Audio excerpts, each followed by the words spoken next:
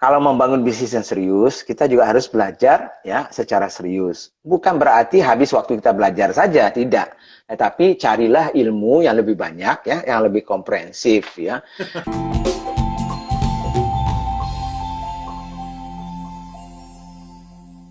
Hai Pak Budi. Hei, malam Dan, apa kabar? Malam-malam. Baik-baik. Wah, pakai merah nih. Saya nggak pakai merah.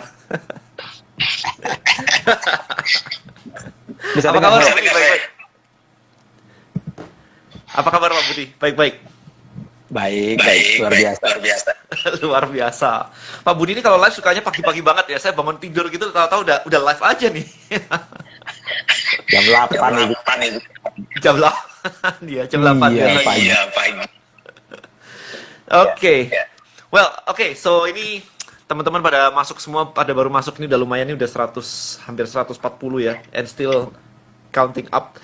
Nah, ini serunya nih buat teman-teman ya. Jadi kemarin tuh sebelum pandemi ya, saya dengan Pak Budi ini sempat makan malam gitu. Nah, Ya, habis itu saya ngobrol, saya bilang ke beliau nih, Pak Budi kan sudah CEO profesional nih. Sementara saya ini dadaan gitu, bikin bisnis juga dadakan, nggak ada background bisnis. Background saya programmer by the way, komputer, sistem analis di tahun 2000 gitu kan. Jadi mikirin bisnis juga enggak, keluarga jadi juga bukan dari pebisnis. Keluarga nggak di situ gitu kan. Jadi kita belajar dari awal semua, dan dari tahun 2000 itu nggak ada mentor. Jadi bener-bener kayak dadakan banget. Accidental CEO kalau Pak Budi kemarin nyebutnya ya. Accidental CEO gitu. Nah, pengalaman saya selama ini juga mungkin kurang lebih sama dengan teman-teman. Saya nggak bisa ngebedain antara bisnis dan dagang. Jadi saya ngerasa kalau saya jualan, ya udah itu bisnis gitu kan, dapat income. Mau apa lagi gitu Ya. kan. Tapi belakangan ini setelah belajar dari banyak orang, bisnis itu ternyata ada banyak faktornya gitu.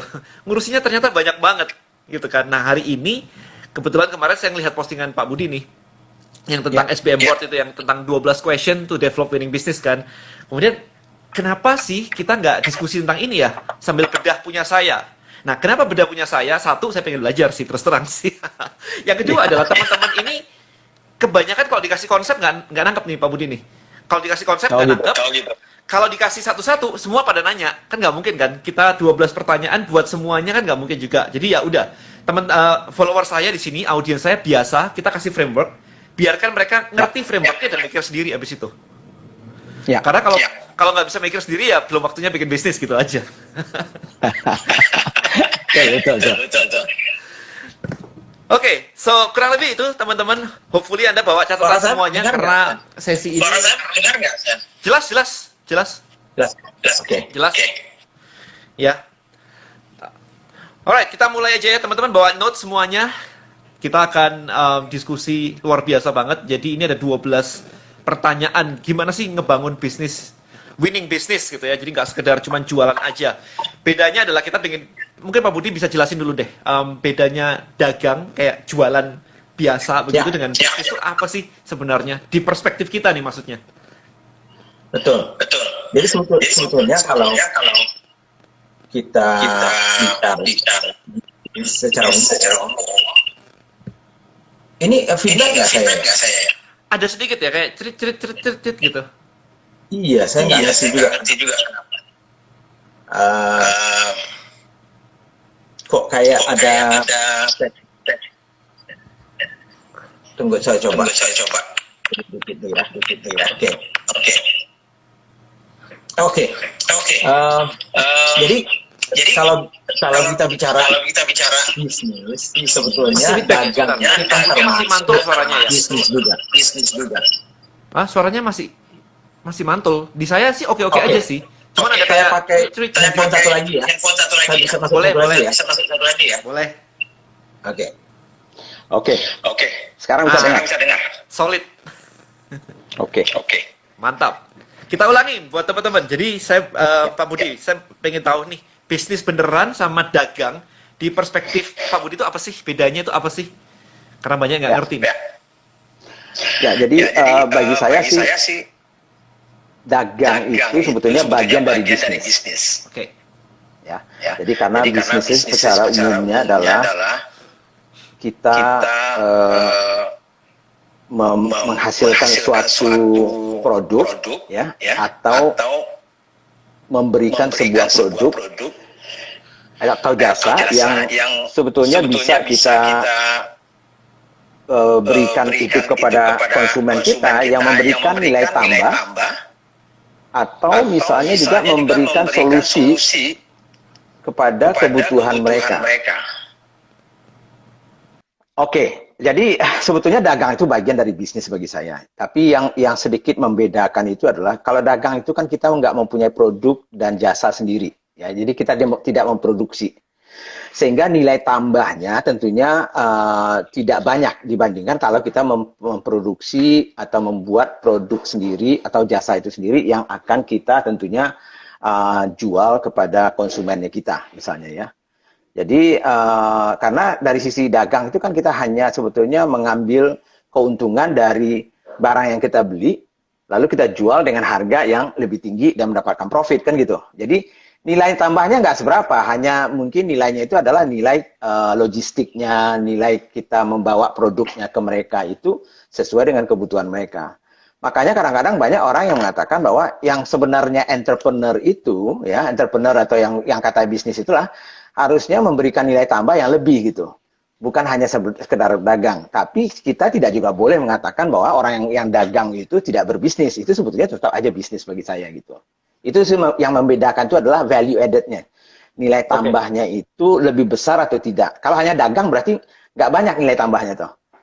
Karena kita tidak memberikan sesuatu yang berbeda, tidak memberikan solusi yang hanya membawa produk orang lain, lalu mengantarnya ke orang lain, lalu kita mendapatkan margin. Kan kira-kira itu simpelnya kan gitu ya. Kalau jualan lemper gitu, Pak? Ya, kalau jualan lemper, kalau kita yang memproduksi sendiri, ya berarti itu bagi saya nilai tambahnya lebih besar daripada hanya dagang lempernya gitu.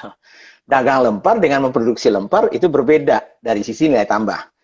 Nah, dari sisi kenapa ada nilai tambahnya berbeda, ya artinya harusnya profitnya lebih tinggi kalau kita tentunya mempunyai produk sendiri, kan gitu, atau jasa sendiri. Oke, cool. Alright, suara Ya. saya bisa dengar jelas Bisa, teman-teman. Tadi ada yang bisa dengar. clear ya? Oke, sip. Ya, Oke, Pak, sekarang kita masuk ke ini tadi, yang tadi 12 pertanyaan nih SPM Board nih. Ini 12 question to develop a winning business nih. Kita pakai case study-nya di Travelio aja. Jadi gimana nih Pak? Yang pertama ini gimana nih?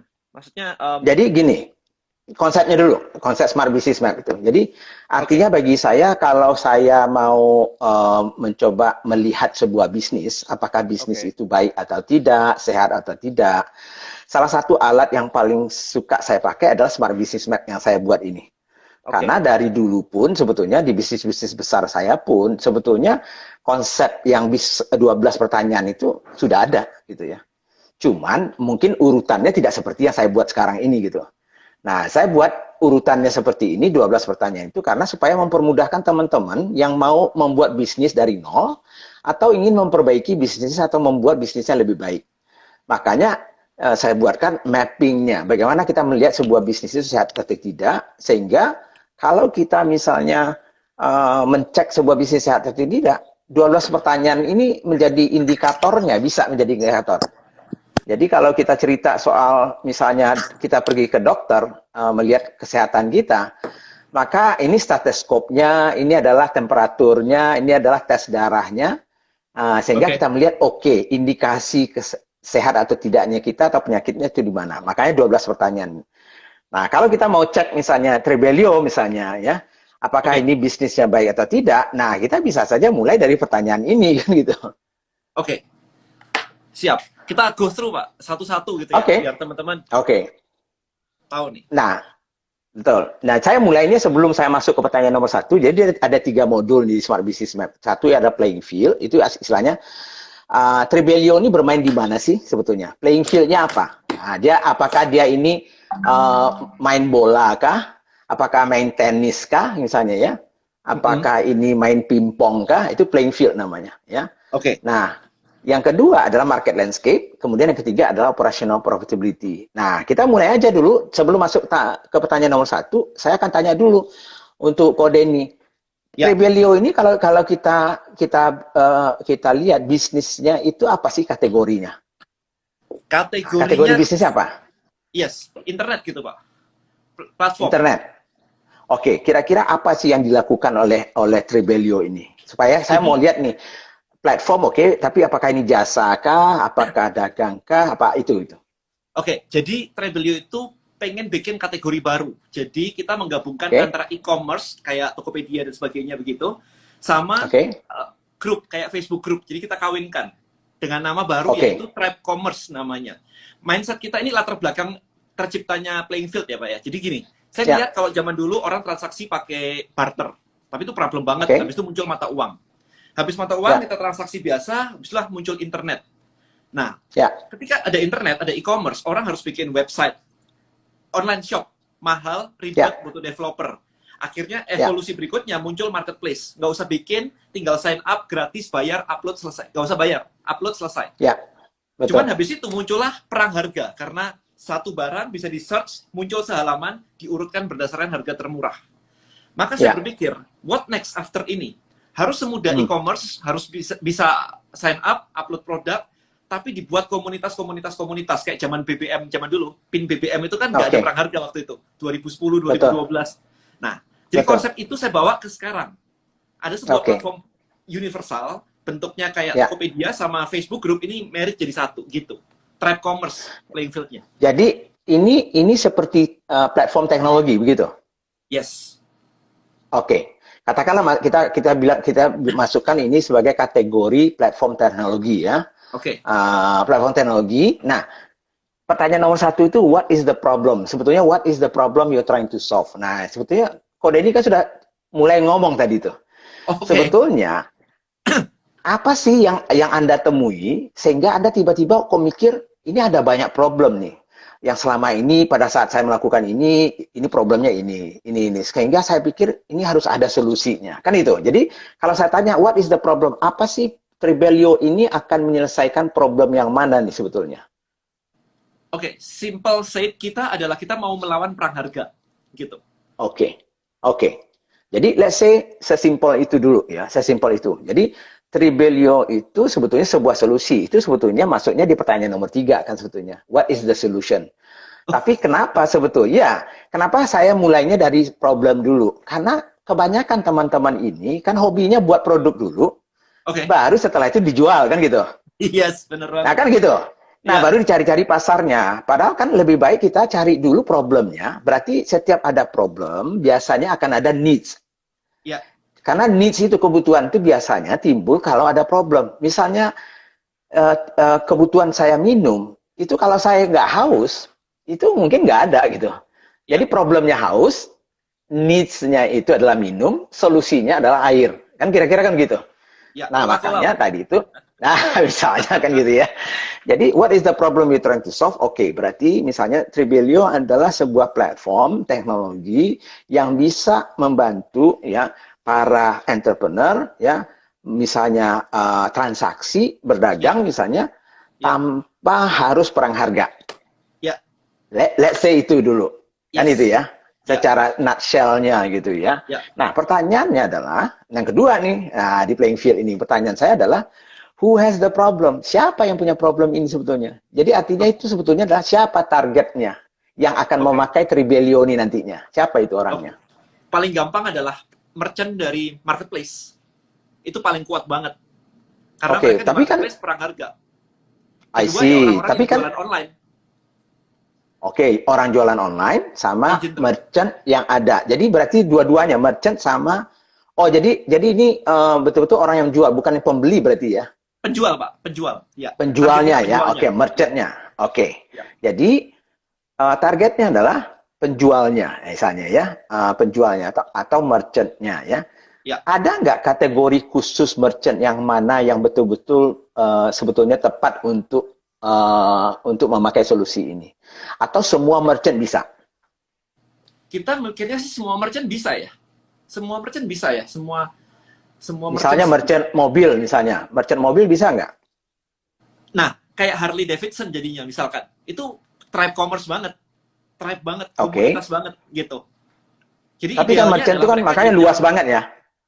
iya, Tapi merchant itu kan luas banget. Jadi artinya apakah semua merchant bisa atau yang lebih tepat tuh merchant tertentu? semuanya ya, Pak. Semuanya Semuanya. bisa. semuanya sih. Jadi merchant orang yang mau jual rumah bisa. Jual rumah kan butuh grup WA, Pak, biasanya. Oke, oke. Tetap aja kita pakai, daripada pakai Itu WA, juga pakai bisa. kita. Bisa. Oke, jadi Karena grup gitu. Oke, jadi artinya kita akan kelompokkan who has the problemnya itu adalah siapa yang punya problem ini, berarti para merchant ya yang memakai platform-platform yang lain ya, yang sering perang harga ya, maka siapapun itu bisa memakai solusi ini nantinya kan gitu jadinya. Iya. Karena kan tadi saya tanya, Denny kan dia tidak ada masalah apapun yang dia jual. Tetapi asal dia memang mempunyai problem yang sama. Problemnya adalah sering perang harga. Kan gitu jadinya. Yes. Jadi ya itu makanya pentingnya problemnya itu, who has the problemnya. Kalau orang yang nggak punya problem perang harga, mungkin Tribelio nggak tepat untuk dia misalnya. Kan gitu ya. Iya. Oke kan itu. Karena Jadi dibuat karena komunitas sendiri. Betul. Betul. Nah, jadi itu pertanyaan nomor 2. Nomor 3, baru solusinya. Solusinya adalah Tribelio, kan gitu. Yes. Nah, tapi Tribelio ini secara khusus sebetulnya apa sih? Sebetulnya yang diberikan. Nilai apa sih dan value apa yang diberikan Tribelio ini kepada tadi itu, konsumen atau calon target marketnya ini, yang merchant-merchant itu.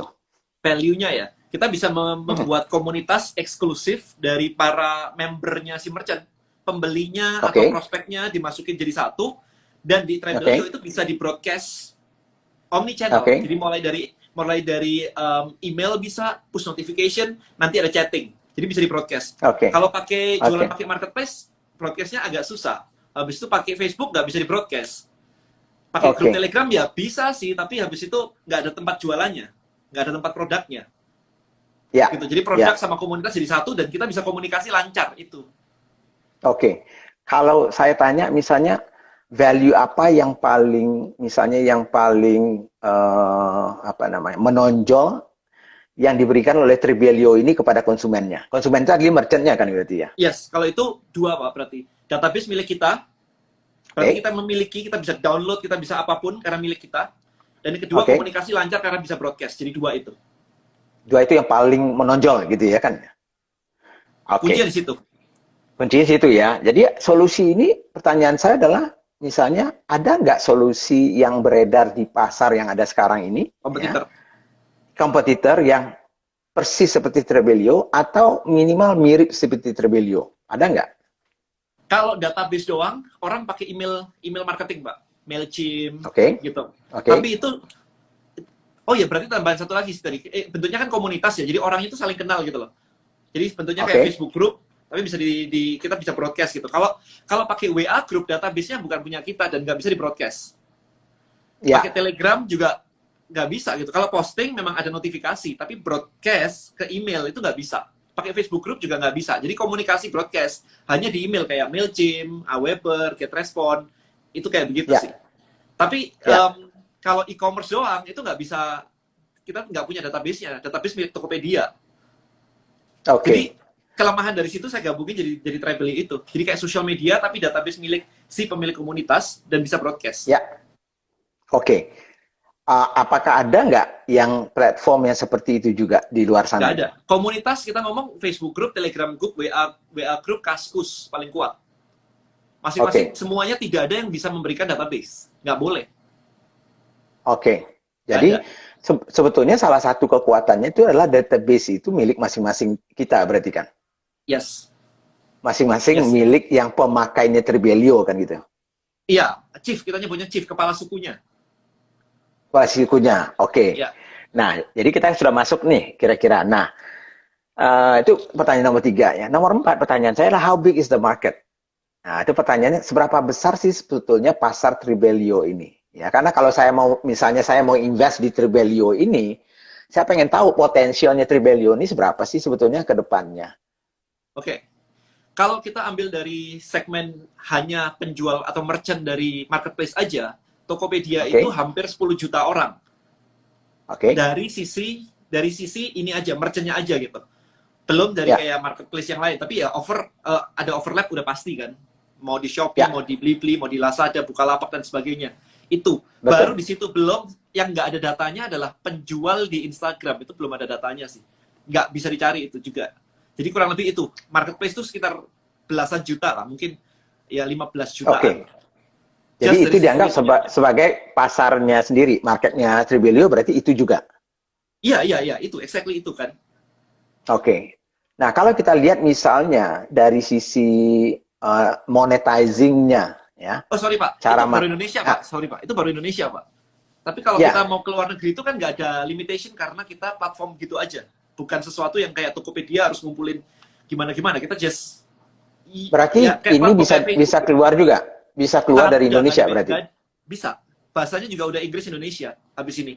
Oke, berarti kan bisa saja pasarnya kita bilang bahasa global, kan gitu. Bisa, bisa. Kan gitu. Nah, kalau Yes, global pemakai platform e-commerce dan segala macam kan bisa kita hitung kira-kira berapa kan gitu ya. yes. Kalau e-commerce bisa.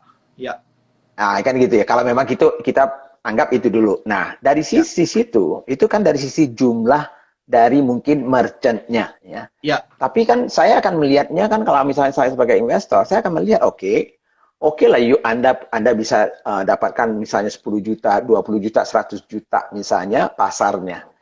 oke. Tapi monetizing-nya dari sisi value dari bisnisnya sendiri, kira-kira bagaimana cara saya menghitungnya gitu nantinya Oke, itu. Misalnya kalau e-commerce itu misalnya ada GMV-nya misalnya oke. ya. Lalu GMV itu misalnya bisa berlipat-lipat, nantinya ada segala macam. Nah, di Ya, Terbelio ini kalau bagaimana? oke. Yang pertama orang pakai gratis kayak biasa social media platform orang pakai gratis. Tapi begitu mau memanfaatkan fitur-fiturnya kayak Ya, autorespondernya begitu, itu ya, subscription di angka 158 ribuan per month minimal per per 1000 member. month-nya ya. Ya, per 1000 member Oke. gitu. Jadi kalau 1000 member ke situ. Jadi itu nanti naik Pak, bisa 200, bisa 300 ribu tergantung growth-nya gitu. Yang pertama. Ya, Kalau ada transaksi kayak e-commerce, kita juga juga ada transaction fee 1%. oke. 1%. Oke. Tapi kalau misalkan kita ada event, kita kan ada kayak kalender, ada orang bikin event memanfaatkan e-commerce kita, kan boleh jual event Ya, Pak, nggak ada masalah. Boleh jual betul. course gitu, yang digital product, itu kita bisa up Betul. sampai 10% di situ. Oke. Oke. Jadi tiga itu mungkin main sources of Yes. monetizing-nya ya. Saat ini yes kayak gitu. Oke. Oke, itu kan berarti kan kita bisa perkirakan ya. Jadi Ya, misalnya dari sekian, kalau misalnya kita reach sekian merchant ya dengan ya, tiga source of income-nya itu kira-kira berapa sih ya. value, baik future value dari tadi itu ya customers-nya kita, karena ini kan sebetulnya karena dia subscription kan berarti kan lebih mudah kita memperkirakan ya Ya, uh, net future value dari setiap customers yang kita dapatkan di situ kan gitu ya. tapi kalau misalkan yang itu tadi yang kayak dia GMV-nya begitu kan nggak ketahuan juga ya kalau gitu kan belum ya. Kan namanya forecast ya. Artinya kan dengan kita memakai asumsi toh. Kalau Oke, asumsinya misalnya growth kita sekian, kalau kita bisa reach misalnya thresholdnya misalnya 1 juta customers dengan rate pemakaian sekian, berarti asumsi-asumsi itu harus kita masukkan toh. oke. Itu berarti Di, dijalanin di, dulu sampai punya data. betul. Betul pasti kita sudah ada misalnya kita let's say punya 10 customers ya. 10 customers itu rate-nya tetap di kita setelah subscription itu berapa bulan. Misalnya Oke, average-nya berapa ya. ya, Nah, ya, situ bisa asumsi-asumsi itu kita bisa pakai. Atau minimal secara theoretical bisa kita menjadikan target kan gitu. ya, Jadi bisa saja walaupun actualnya orang 3 bulan rata-rata subscription-nya, tapi target kita misalnya minimum 6 bulan misalnya. ya. Ya, berarti kan asumsi 6 bulan bisa kita pakai, tetapi kita belum mencapai itu. Tinggal bagaimana caranya kita mencapai supaya orang retention-nya tetap ada sampai 6 bulan misalnya, kan gitu. Yes, yes. Development-nya ya dipikirin ke sana ya. Ada gimmick-nya, ada apanya, ada memudahkan Betul, dia, ada. Oke, betul, betul. Supaya mereka akan keep memakai karena kalau memang kan misalnya. Nah, kalau itu sudah, berarti kan kemudian pertanyaan nomor 5 bagi saya adalah di dalam Smart Business Map itu mengatakan what factors will impact the business? Apa faktor-faktor yang di luar sana yang Denny tidak bisa kontrol, tetapi bisa mempengaruhi Tribelio baik secara positif maupun negatif. nah itu saya Apa kemarin, itu? lihat pertanyaan itu rada bingung tuh. Itu maksudnya kayak faktornya kayak gimana yang bisa Faktor menambahi eksternal. Misalnya, ya, ini faktor eksternal yang bisa mempengaruhi Tribelio bisnisnya secara positif maupun negatif. Misalnya contoh gini. Salah satunya adalah kebijakan pemerintah misalnya. Oke. Ya, kebijakan Oke. pemerintah itu pasti akan bisa mempengaruhi secara positif atau tidak. Misalnya tiba-tiba semua merchant dikenakan pajak 25% misalnya. Nah, bisa-bisa berkurang orang orang memakai online misalnya. Ya. Atau malah sebaliknya, malahan pemerintah memberikan misalnya insentif untuk orang masuk ke online. Mungkin orang makin makin lebih lebih bagus, orang pengen Ya. menggunakan online sebagai basis dari platform bisnisnya. Ya. Bisa juga misalnya faktor yang kebijakan pemerintah misalnya, bisa juga kompetitor. Nah, misalnya Tribelio sudah hadir, tetapi jangan pikir ya, artinya yang namanya ada gula pasti ada semut. Ya. Ada semut, ada gula. Kan itu sebenarnya. Jadi nggak mungkin orang melenggang sendiri. Coba aja lihat ya. Facebook dia mulai banyak lagi saingannya. Ya. Keluar Tokopedia akan keluar lagi e-commerce yang lainnya ya. Jadi artinya kompetitor pasti mungkin akan menjadi faktor yang akan mempengaruhi kita. Perubahan perilaku konsumen ya, itu juga akan mempengaruhi kita atau tidak. Saya, Teknologi akan mempengaruhi atau tidak. Benar nggak?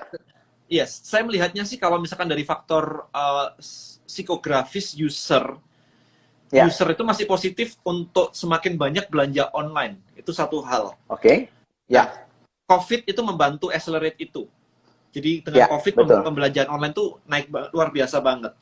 Yang menjadi betul. challenge itu kalau negatif itu adalah kalau misalkan big company itu melakukan hal yang exactly the same thing. Gitu Ya kayak itu. Facebook tiba-tiba mengeluarkan fitur yang exactly kayak kita gitu.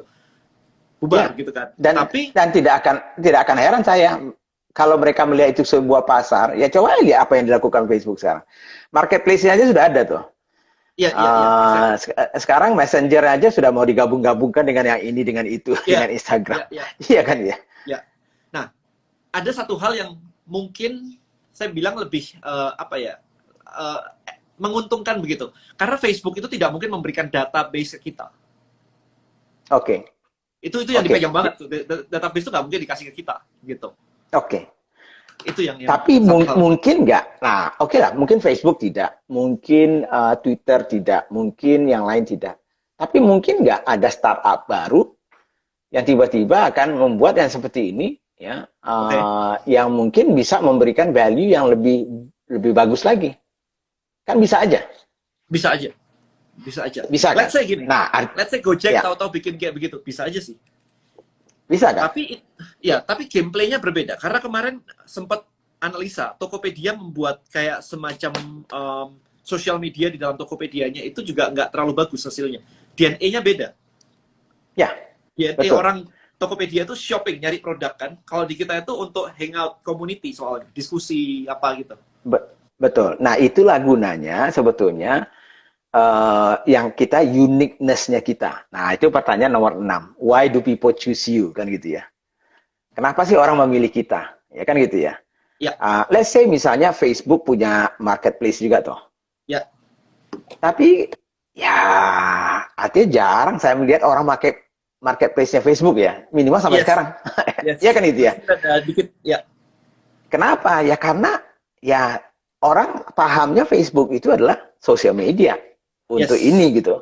Orang benar. paham Instagram tuh untuk ini. Itulah yang sebetulnya namanya kita punya spesialisasi. Ya, Gojek memang awalnya sih misalnya hanya dari Gojeknya, lalu berkembang misalnya bisa jadi payment gate lah, apa payment money, Super apps. GoPay-nya bisa ini segala macam, GoFood dan segala macam.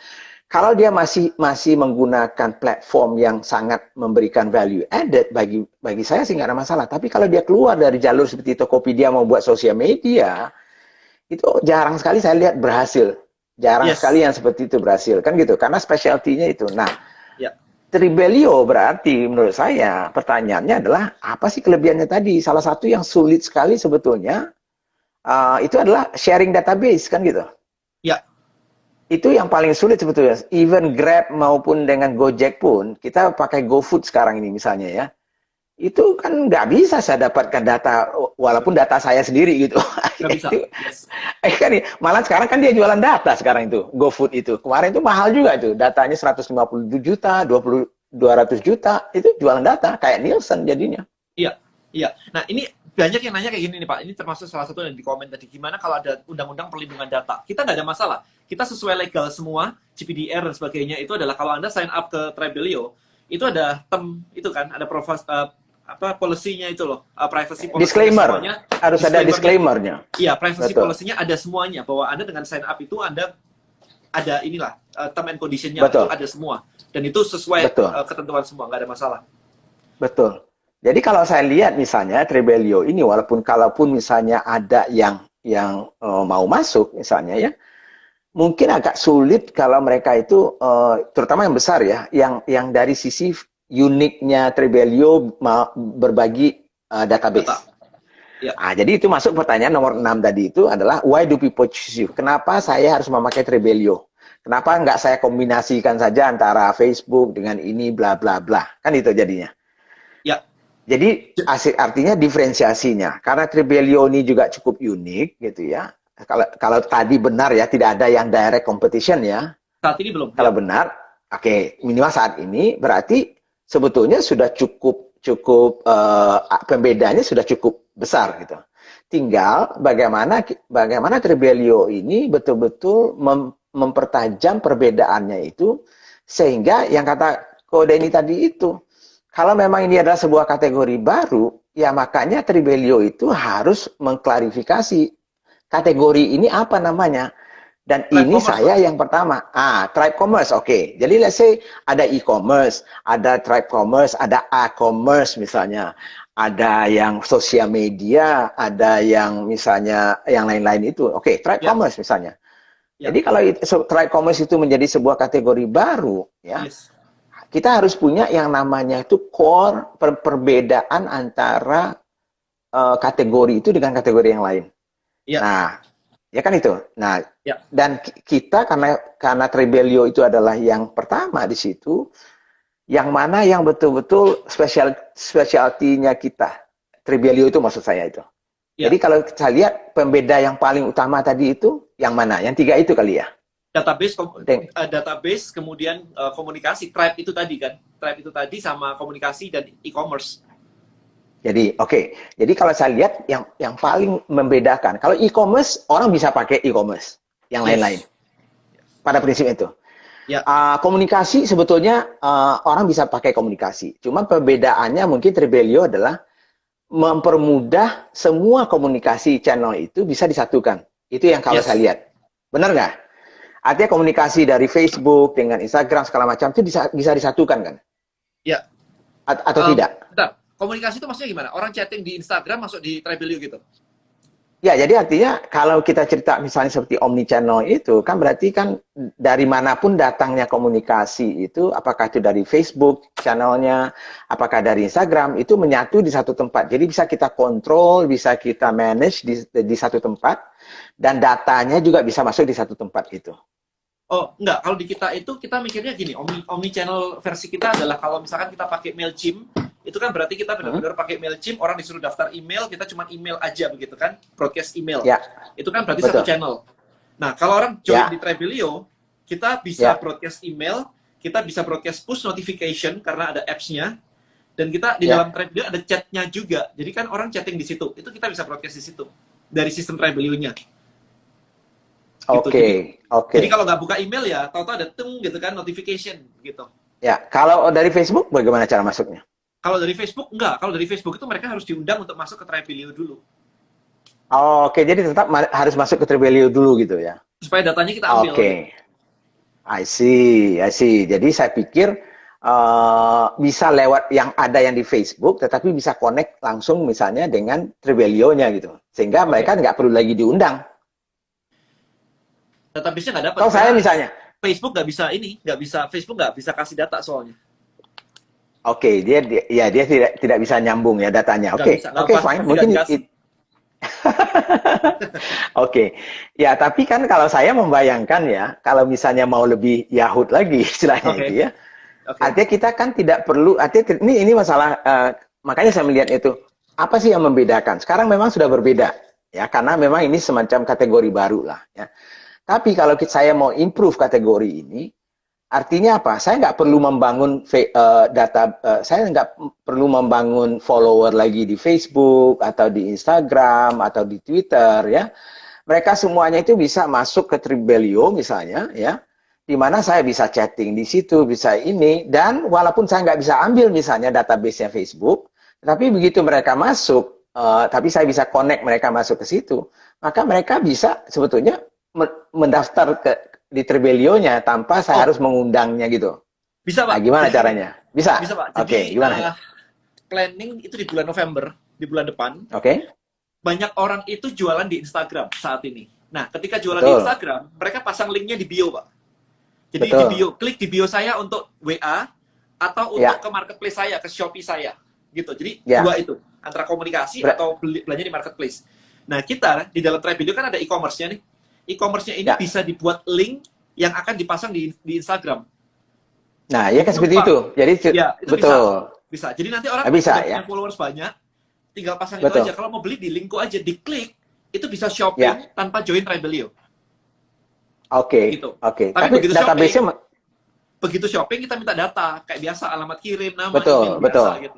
Nah, itu betul, otomatis betul. ditawarin, masuk nggak gitu. Oke, oke.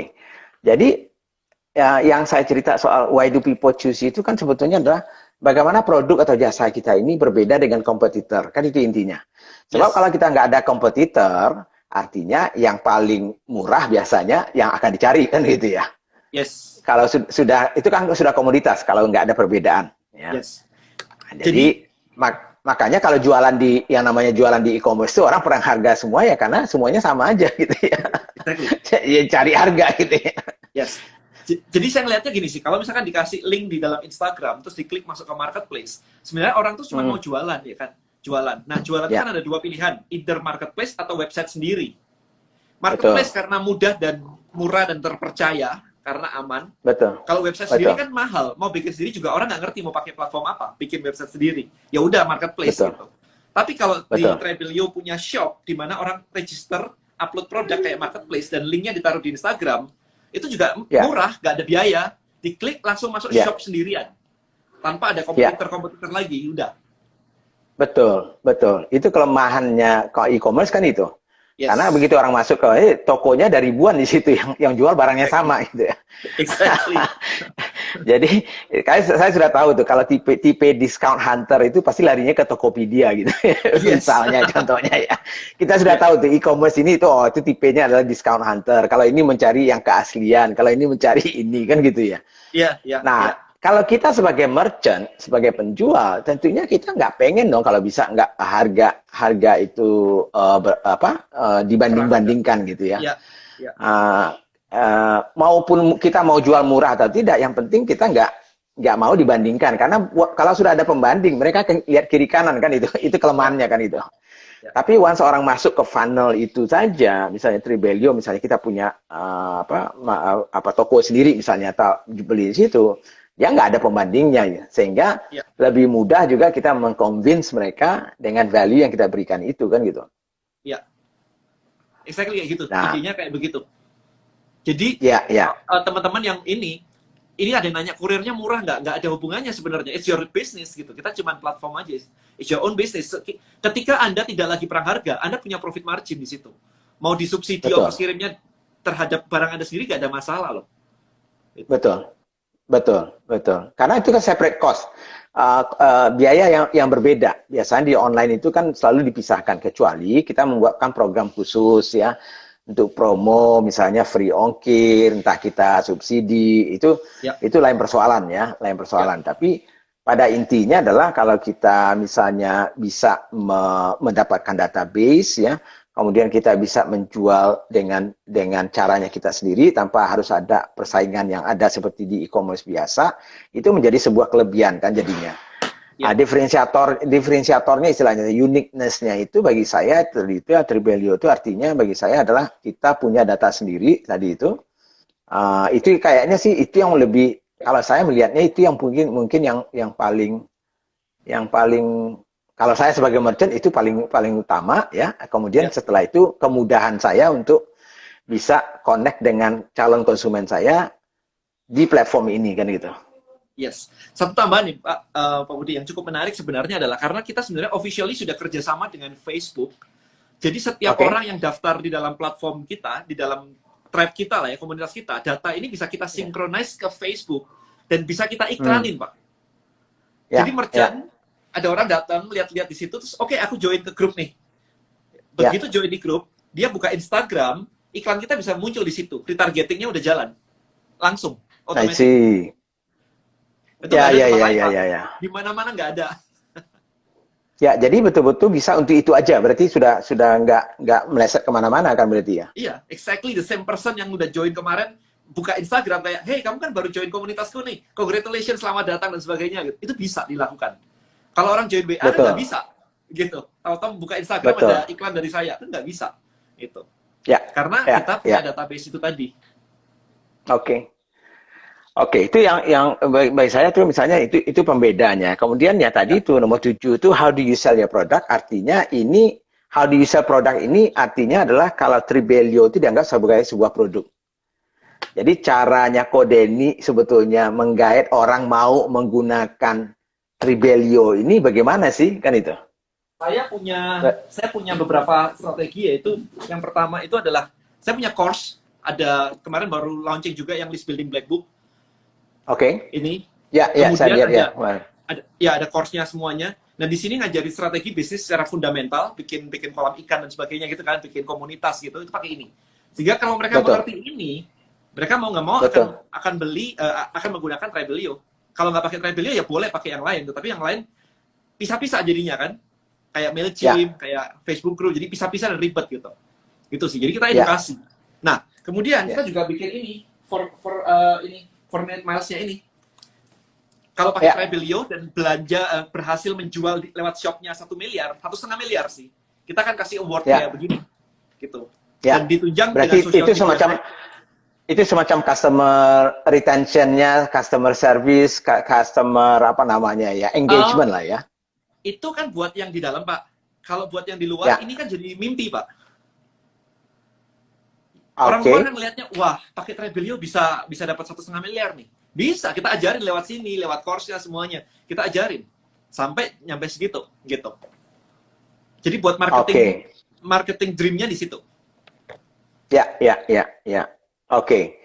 Kemudian berarti channelnya kita misalnya, pertama berarti channelnya itu direct berarti ya? Tidak ada pakai misalnya, kalau orang lain ngajak misalnya ikut Tribelio itu, saya juga bisa misalnya ada sistem reseller, affiliate, atau apa sebagainya. Ada juga? Ada juga? Ada 30% kemarin hitungannya. 30% commission recurring, Pak. Oke, jadi artinya channel cara menjual, namanya channel distribution-nya kan ya. Artinya Tribelio ini bisa direct tadi itu ya, melalui misalnya tadi itu workshop dan segala macam, mereka langsung. Tapi juga indirect berarti, tidak langsung. Bisa. Kan gitu ya? Bisa, ya. Nah, tidak langsung tuh berarti bisa affiliate, bisa reseller dan segala macam gitu. Yes. Oke. Kalau misalnya dari sisi pricing misalnya, ya kan ini kan apapun juga tadi itu kan kita cerita dari awal kita sudah ada cerita pricing kan ya. Pricing strateginya berarti adalah recurring ya. Recurring. Jadi kita orang yang akan masuk dan membeli jasanya Tribelio ini berarti recurring. Ya. Minimumnya ada nggak misalnya? Minimum apanya? Harganya atau apanya? Minimum harga. Ya, recurringnya. Misalnya saya harus 1 tahun atau harus berapa bulan? 1 bulan boleh, Pak. 1 bulan boleh. Oh, 1 bulan juga boleh. Iya, 158.000 rencananya. Kita akan launch gitu, harga segitu. Oke. Dan value yang saya dapatkan itu apa saja? Kalau dari sisi apakah ada cuma satu harga semuanya? Atau ada beberapa harga yang berbeda karena value yang saya dapatkan dari harga yang berbeda itu juga berbeda? Ya, ada basic, ada pro, gitulah. Yang basic, ada 3 sih, ada yang free, ada yang basic, ada yang pro, gitu. Yang basic itu benar-benar autoresponder jalan. Jadi ketika ada orang join di komunitas kita bisa kirimin email hari pertama, email hari kedua, email hari ketiga, begitu. Kayak education series tuh bisa jalan. Bikin shop, bikin event berbayar, semuanya bisa di situ. Tapi begitu yang pro ini, itu fiturnya nanti tambahan lebih advance lagi sih. Macam-macam sih nanti. Gitu. Ya. Jadi bisnis modelnya juga freemium ini ya berarti ya? Premium. Kita pakai freemium sekarang. Premium. Ya, ada yang free, berarti kan ada juga yang berarti premiumnya kan gitu ya. Yes. Jadi kalau misalkan mau dibandingin sama WhatsApp, WhatsApp itu kan satu grup 256 orang. Ya. Kalau exactly mau pakai kayak WhatsApp, itu gratis. Kalau persis kayak Oke. gitu. Karena kita di limit di Nah. 1.000 orang. Di limit di Oke. 1.000 orang bisa gitu. Ya. Itu yang untuk free-nya. Itu untuk free-nya. Oke. Jadi hanya di Oke. atas 1.000 baru itu. Dan menurut saya kalau sudah ngumpulin 1.000 dan di dalam, nggak mungkin nggak bisa dapat 158.000. Ada yang salah sama covernya kalau gitu. Berarti balik modal harusnya bisa ya. Karena kita sudah ada yang dapat plakat tadi, Pak. Jadi dia punya Oh gitu ya. 10.000 member, dia omset sebulan tuh di atas 1 miliar. Oke. Oke. Ya ya, Gitu. harusnya bisa dong. Harusnya Oke. bisa. Nah, kalau tadi tuh kita bicara nomor 8, how do you keep your customers? Nah, tadi itu ya. Jadi artinya kan sudah jalan nih sekarang ini. Sudah Ya. ada toh member yang memakai ininya. Memakai Ya. jasanya. Ya, ya, ya. Ada sih. Jadi retentionnya apa? Apa yang dilakukan selama ini supaya orang itu masih tetap memakai Ini Trebelio, ngomong dari tidak keluar dari situ? ngomong dari sisi chief-nya atau dari sisi end user-nya? Dari sisi Chief-nya. Trebelio-nya berarti. Jadi Yes, saya dari sisi supaya ini orang kan. ini tetap memakai. Berarti kan misalnya ada kan ada dua. orang yang datang. Iya, kan ada dua tuh. Yang jualan atau yang belinya nih? Yang jualan dong. Yang jualan kan? Yang jualannya. Ya, yang jualan ini semakin dia build komunitasnya, semakin stick, Pak. Karena membernya udah di situ semua, udah beli semua, mau dibuang, masa? Ya, Nggak bisa, tapi kan? dari Trebelio sendiri, apa yang dilakukan? Supaya mereka tetap memakai kok sistemnya ini, platformnya. Kan ada aja orang yang, oke, saya pakai Trebelio, tapi mungkin setelah itu 2-3 bulan, setelah itu saya nggak pakai lagi. Jadi kita intinya gini, user itu akan stick ketika kita ada kayak levelnya begitu, Pak. Jadi kalau orang join nggak ngerti, dia akan nyoba sebentar habis itu keluar gitu kan, nggak stick gitu. Nah, stick itu ketika dia level pertama bisa invite dia ngerasa oke, kita coba invite. Berarti kita memudahkan proses invite. Begitu proses invite selesai, level berikutnya adalah engagement. Orang itu berinteraksi nggak di dalam situ. Jadi kita mulai kasih kayak fitur-fitur kayak bisa pooling, bisa ada shop, bisa ada chatting. Kita tambahin fitur chatting gitu kan, supaya ada interaksi. Gitu. Nah, begitu sudah ada interaksi, itu sudah kayak 80% bakal stick. Nah, terakhir adalah fitur shop. Begitu ada shop dan make money, itu 99% stick, Pak. Karena dia make money, nggak ada reason untuk ditinggal, karena udah make money gitu. Jadi kita punya 3 level itu. Ya, jadi kita developnya kayak begitu, mulai dari mempermudah untuk invitation, kemudian kita bakal implement kayak invitation-nya LinkedIn. Jadi kalau kita invite orang ini bisa ditawarin, mau nggak kontakmu kita ajak juga gitu. Betul. Itu biar memudahkan tahu-tahu dapat banyak gitu. Tapi kalau orang misalnya baru memakai Trebelio, kan apakah dia bukannya langsung juga bisa jualan di situ atau memang dia bangun dulu tribe-nya? Dia bisa dia bisa langsung jualan kalau misalkan dia sudah punya traffic. Misalkan dari Instagram tadi. Di Instagram dia udah punya followers gitu kan. Di Trebelio masih 0. Langsung aja pasang di situ ke situ, selesai. Jadi masih bisa gitu. Bisa. Dan kalau itu malah nggak bayar. Kalau itu nggak bayar. Betul, cuman yang akan membuat mereka stay di Trebelio berarti tadi itu ya, dia sudah mempunyai membernya masuk, sudah berinteraksi, sudah engage, dan mungkin sudah bertransaksi, kan gitu jadinya. Yes, itu stepnya di situ ya. Nah, jadi artinya fungsinya Denny sebagai owner dari Trebelio misalnya ya, itu artinya yang harus dilakukan itulah bagaimana mendidik orang-orang ini supaya berhasil menginvite kan gitu ya, berhasil engage, itu dia. Oke.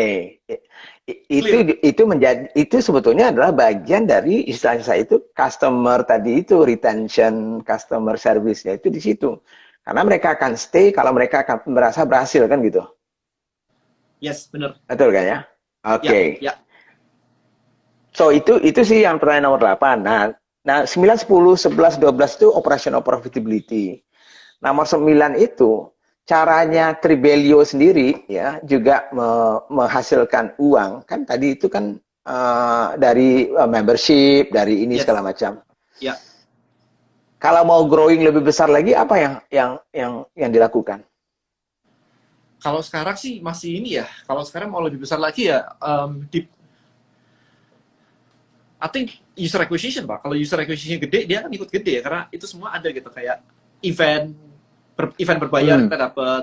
Semuanya sih commission ya, base ya. ya. Oke, ya, ini contohnya aja misalnya Gojek. Di awal pertama dia hanya Gojeknya aja. Belum ada yang lain toh. Jadi Oke, mereka hanya aja di situ. Tapi kemudian lama-lama setelah itu dia ada GoFood misalnya. Setelah itu mereka ada GoPay misalnya. Setelah itu mereka ada GoLive, ada GoTicket, ada ini. Itu kan sebetulnya adalah produk-produk yang ada yang karena memakai sistem dan platform yang sama di situ, mereka akan memanfaatkan platform itu untuk menjual servis yang lain misalnya. Itu kan adalah how do you increase your revenue kan? Bagaimana caranya Anda oke. meningkatkan revenue Anda kan Jadi gitu. ya, jadi kalau di kita tadi kan pertama subscription itu udah pasti. Kemudian kalau ada Ya, transaksi kita ada gitu kan. Nah, habis itu kan kita bikin tambah event. Habis itu kita ya, tambah lagi selain event tadi ada online course Pak. Kalau ada online, ada yang bikin course gitu banyak banget ternyata yang jualan course. Komunitas dan course itu kayak ngajarin digital marketing ada ya, course-nya, ngajarin content creator ada course-nya gitu. Kita ambil dari situ. ya. Nah, di e-commerce-nya sendiri kita itu partneran dengan marketplace sebenarnya. Oke, Jadi kita punya oke, API Pak di dalam kita sehingga sebenarnya oke. kalau komunitas ini mau jualan barang-barang kayak oke, let's say saya punya komunitas game. Saya mau jualan voucher Ya, game. Tinggal connect aja, ya. ambil dari sync dari marketplace, kita ambil dijual di situ tuh bisa. Jadi Oh bisa buat ya. partner bisa, kita ada API-nya. Jadi buat partner untuk colok ke kita itu bisa. Jadi Oke, marketplace oke. toko kita itu bisa dicolokin gitu. Ya, ya, ya. Ya, oke. Itu sih. Nomor 10 ya pertanyaannya ya, kalau tadi itu revenue. Jadi sebetulnya itu intinya adalah bagaimana kita menciptakan revenue tambahan, apakah secara horizontal tadi berarti akuisisi tambahan customer kita, atau Ya. vertikal dari hasil dari customer yang sama kita kan menghasilkan lebih dari situ. Paling Dari paling sisi tambahan lagi nanti kalau sudah gede gitu paling tambah ads, Pak. Kita oke, kerjasama. Kerjasama dalam bentuk oke, ads-nya itu bukan kayak Facebook begitu, tapi kayak YouTube.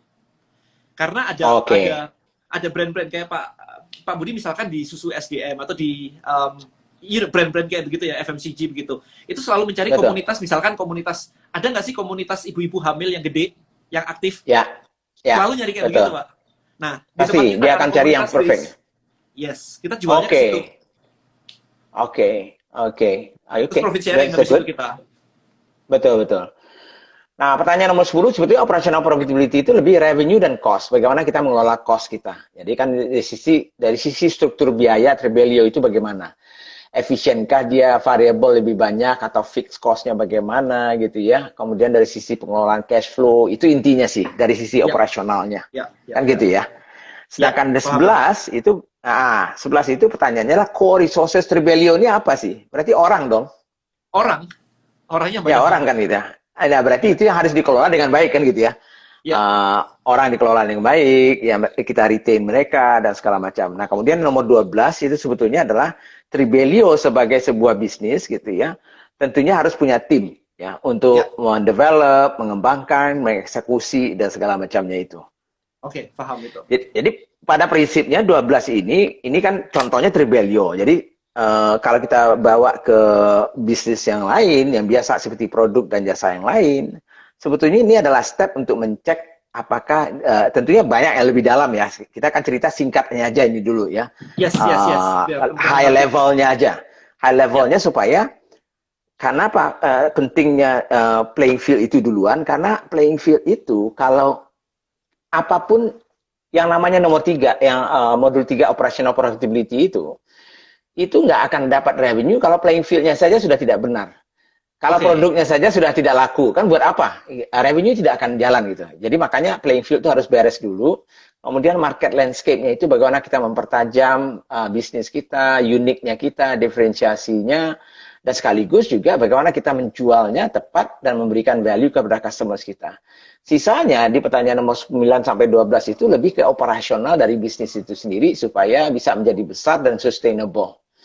Jadi prinsip dasar itulah yang saya gunakan sebetulnya untuk mengajarkan ke teman-teman di UKM maupun bisnis itu, walaupun mereka bisnis kecil, saya bilang bisnis kecil itu tetap berpikirnya lebih komprehensif lah. Jangan hanya jualan aja, tapi jualan nggak ada untung, jualannya saja tetapi iya kan banyak gitu ya. Nggak mikirin keuangannya, nggak mikir timnya bagaimana, nggak mikir sebetulnya saya punya value atau brand yang ingin saya bangun nantinya.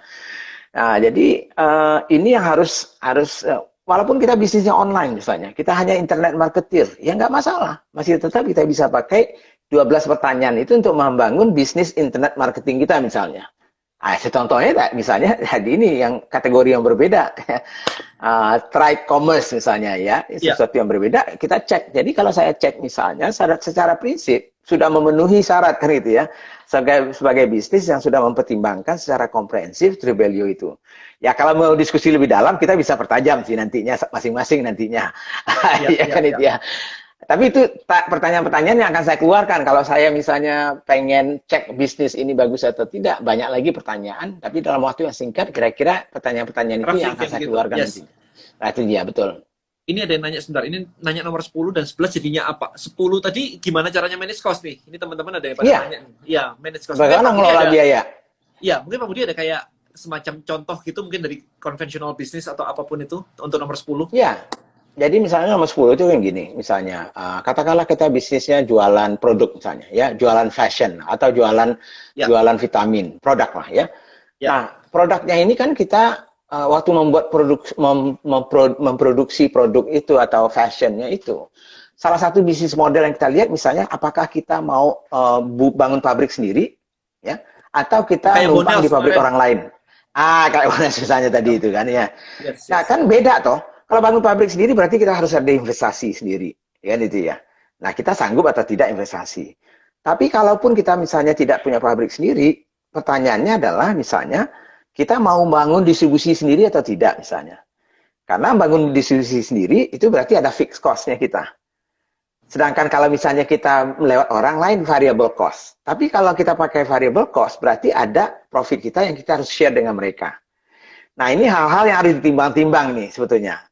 Pada intinya adalah fixed cost itu kalau bisa serendah-rendahnya, tapi nggak mungkin hilang. Karena apa? Karena pada saat bisnis lagi turun, kalau fixed cost kita sudah besar, itu alamat itu disaster itu. Tapi kalau variable cost kita lebih banyak, ya, maka kalau turun pun bisnis kita, karena dia variable, dia cost itu juga ikut turun gitu. Beda dengan fixed cost, kan gitu ya. Nah, fixed cost itu biasanya paling banyak itu adalah orang gitu. Jadi gaji orang yang per bulan dia kerja atau nggak kerja, bisnis bagus atau tidak bagus, kita harus gaji dia, kan itu ya. Rental misalnya, rental toko, rental office, mau bisnis bagus atau tidak bagus ya kita harus bayar rentalnya gitu ya. Utilities yang kayak gitu itu kalau bisa serendah mungkin, sisanya variable. Makanya co-working space misalnya, co-working space itu sebetulnya variable cost alternatif untuk kantor kan gitu. Jadi daripada kita investasi di kantor yang bulanan harus bayar, mungkin kita cukup ya kalau kita perlu ya kita pinjam co-working space ya seminggu aja cukup. Setelah itu kita di rumah misalnya. Sekarang kita ya kayak gitu. Nih, kantor saya. Betul, itu contohnya. Nah kalau nomor 11 contohnya sebetulnya adalah apa sih misalnya sumber daya utama kita. Jadi contohnya kalau saya dulu di SGM di susu ya, sumber daya utama saya yang paling besar itu adalah susu. Makanya saya perlu sekali menjaga, ya mengelola dan menjaga sumber daya utama itu karena meleset saya di situ, itu dampaknya luar biasa. Kalau misalnya supplier saya menghentikan dia supply bahan baku saya, habis saya sudah, mati saya. Atau dia naikkan saja 0, sekian% dari harganya, naik harga saya. Jadi ada 4 hal yang harus dikelola di sumber daya utama itu, core resources. Satu adalah quantity, kita bisa jamin nggak kuantitas yang kita dapatkan. Yang kedua, kualitas yang kita dapatkan, harga yang pas, kemudian juga terms of payment yang pas. Gitu ya. Makanya saya selalu mengatakan, kalau supplier kita, ya kalau bisa 3 bulan kita bayar. Gitu. Jangan bayar cash kan misalnya, itu contohnya. Quality yang sama, price yang cocok, ya, itu yang penting. Jadi bagaimana mengelola sebetulnya sumber daya, itu nomor 11 itu. Nah, kalau di jasa berarti itu orang biasanya. Ya, orang. Teknologi? Sama. Bukan. Jadi karena ya teknologi ada 2 nih. Misalnya kalau teknologi itu misalnya servernya misalnya programnya itu adalah sumber dayanya, ya tapi program itu sebetulnya orangnya kan. Yang membuatnya itu kan orang. Biasanya itu kalau yang seperti Amazon, ya, Google itu ya orang itu adalah key resources-nya sebetulnya. Iya, dia Karena manage yang kayak membuat puluhan program ribu, itu, ratusan ribu. resource-nya itu, dia tidak, produknya soalnya software, yang tidak, bentuknya tidak seperti makanan atau apa, kan gitu. Yang bahan Yes. bakunya ya orang itu, gitu, sebetulnya. Orangnya Yang demo membuat semua, program itu. selesai itu. Ya selesai sudah, habis itu. Di hack aja sama dia, dirubah sedikit programnya, habis sudah itu dia. I Nah, see. mungkin tambahannya adalah servernya, mungkin itu juga core resources-nya dia gitu. Itu I contohnya. see. I see. Nah, ini tadi Ya, yang kayak misalkan how do you sell your product kan saya tadi kayak begitu. Kalau ya, teman-teman di sini yang biasa buka toko begitu berarti nambah ya, channel ya. Oke, mulai masuk ke marketplace, mulai masuk ke betul. Instagram gitu berarti ya. Betul. Gimana? Jadi channel itu ada, how do you sell your product itu salah satunya adalah channel ya, channel distribusi namanya ya. Channel itu dibagi dua kalau zaman sekarang, offline, online. Oke. Tapi offline dan online itu dibagi lagi, direct atau indirect. Direct itu berarti kalau misalnya saya menjual di toko sendiri. Berarti kan direct itu, tokonya milik Ya, saya. ya, Orang langsung itu direct. Atau saya dari pintu ke pintu, itu direct. Kita direct ya. selling juga itu ya. Atau kalau online, saya buka website saya sendiri. Orang beli lewat website saya. Itu direct juga, karena website Oke. itu milik saya. Oke. Tapi kalau saya jual misalnya offline pakai distributor, misalnya ya, distributor itu yang menjual ke toko-toko, maka itu namanya indirect, tidak langsung. Oke. Kalau online, berarti mungkin saya pakai reseller, kan itu ya. Ya. Nah, itu juga tidak langsung gitu. Nah, cuman perbedaannya adalah, yang banyak kesalahan teman-teman itu adalah, bisnis model yang offline itu langsung dipindahkan menjadi online, itu belum tentu tepat. Nah, belum tentu bisa. Kenapa? Perbedaannya jauh sekali. Ini contoh ya. Kode ini tahu lah misalnya.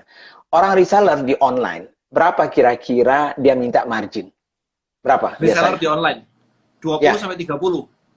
oke. Kalau distributor di offline, tempat saya dulu bekerja di Coca-Cola, di Danone, kalau saya jualan Coca-Cola, paling saya kasih 5% ke Mau distributor ya? saya. Ya mau. Malahan kalau untuk Indomie atau rokok dan segala macam, coba tanya distributor. 2% aja dia makan itu. Karena Di yang penting bagi dia turnover-nya kan gitu. ya. Karena bisnis kita sudah terkenal, ya, supportnya banyak, jadi 5% pun dia. Nah, bayangkan kalau saya jualan Coca-Cola, pakai reseller online, minta 20%, mati dia marginnya. Iya.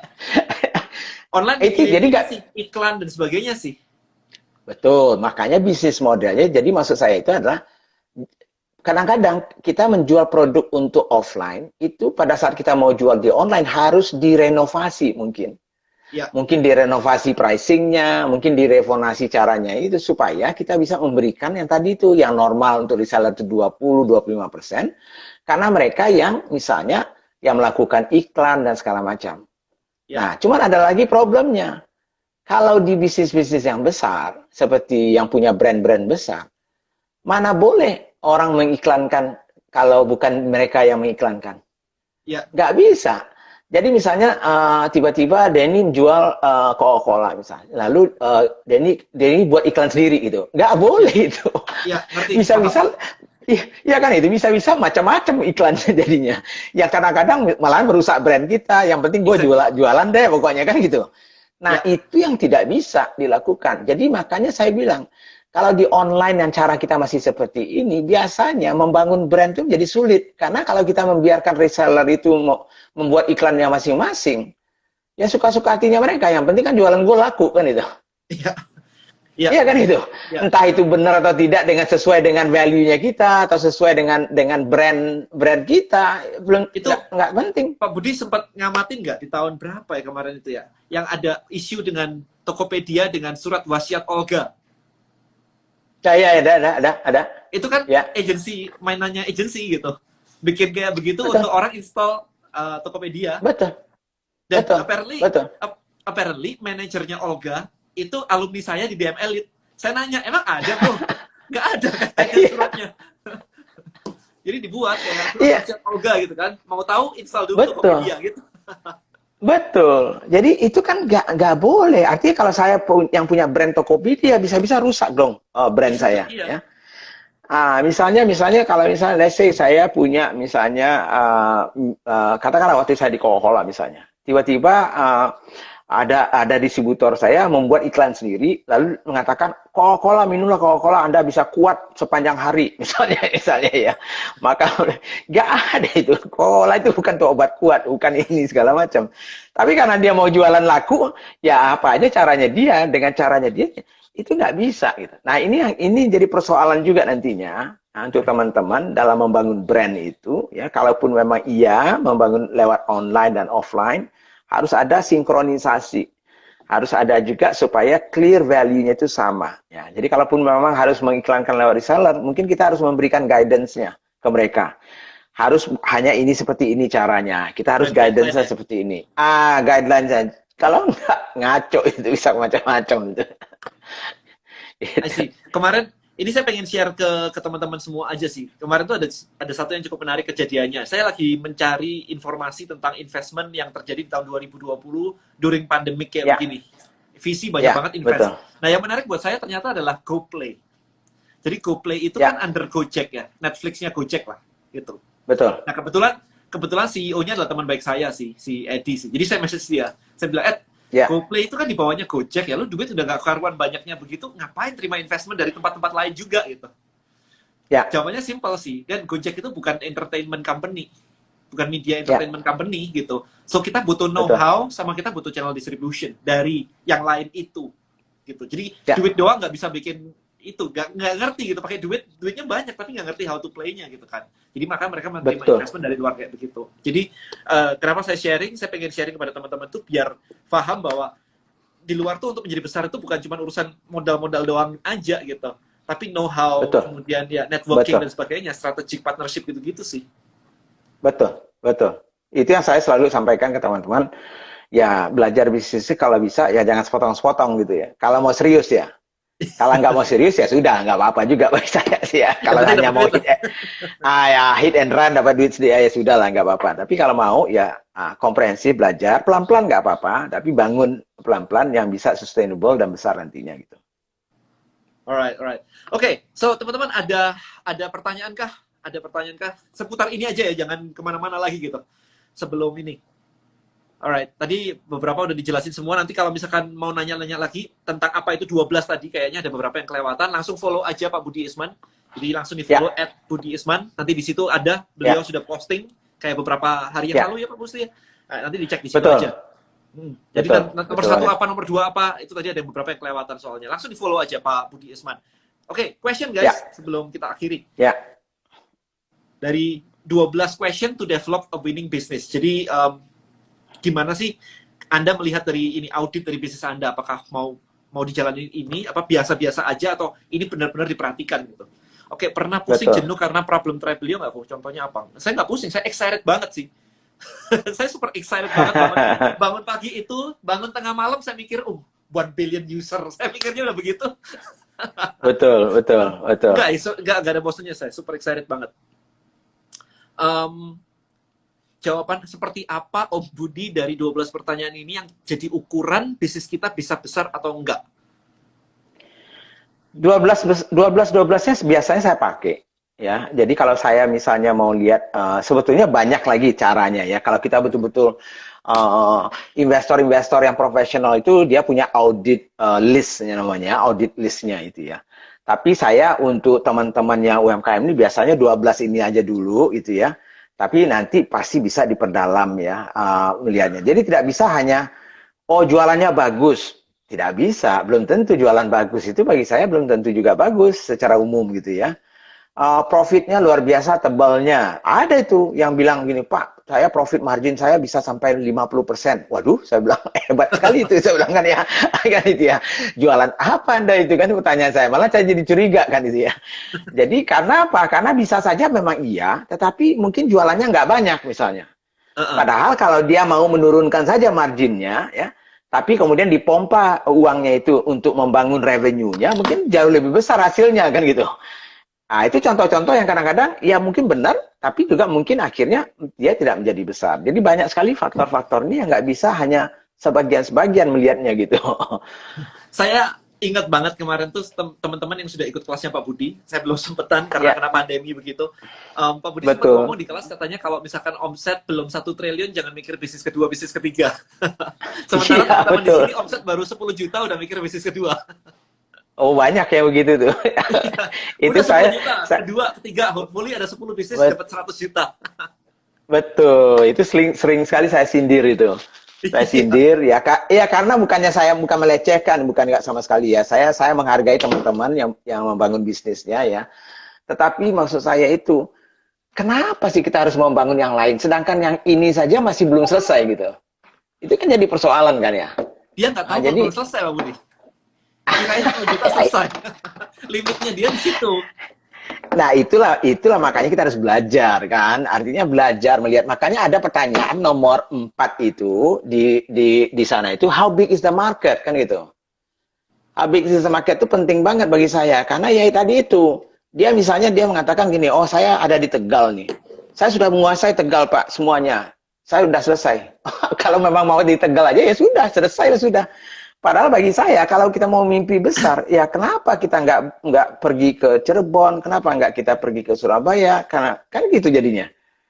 Jadi limitationnya, cara kita membangun bisnis itu, fokus di situ bisa menjadi besar. Bisa juga banyak bisnis besar atau tidak. Cuman, yang namanya banyak bisnis, pasti lebih kompleks, waktu kita lebih terbatas, keahlian kita kan nggak bisa semuanya, kan gitu. Karena beda, bisnis makanan dengan bisnis teknologi beda.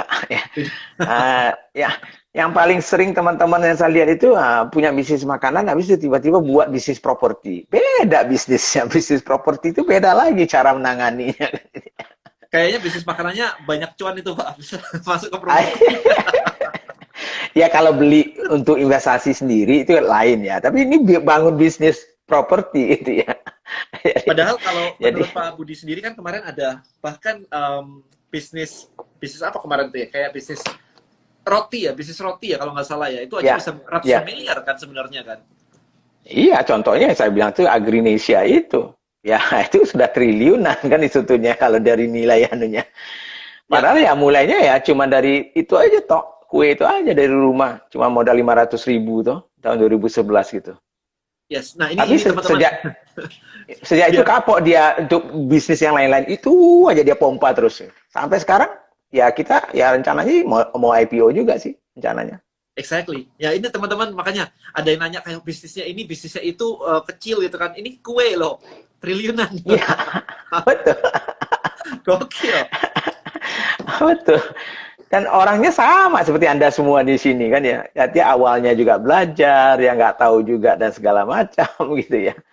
Nah, cuman kalau mau sekedar jadi pedagang, reseller saja ya oke-oke aja sih. Ya, tapi mungkin untuk menjadi besar betul, ya mungkin lebih sulit ya. Kecuali kita membangun mega reseller atau sistem reseller yang punya mungkin 1 juta reseller, tapi kita mempunyai sistem, ya itu beda ya.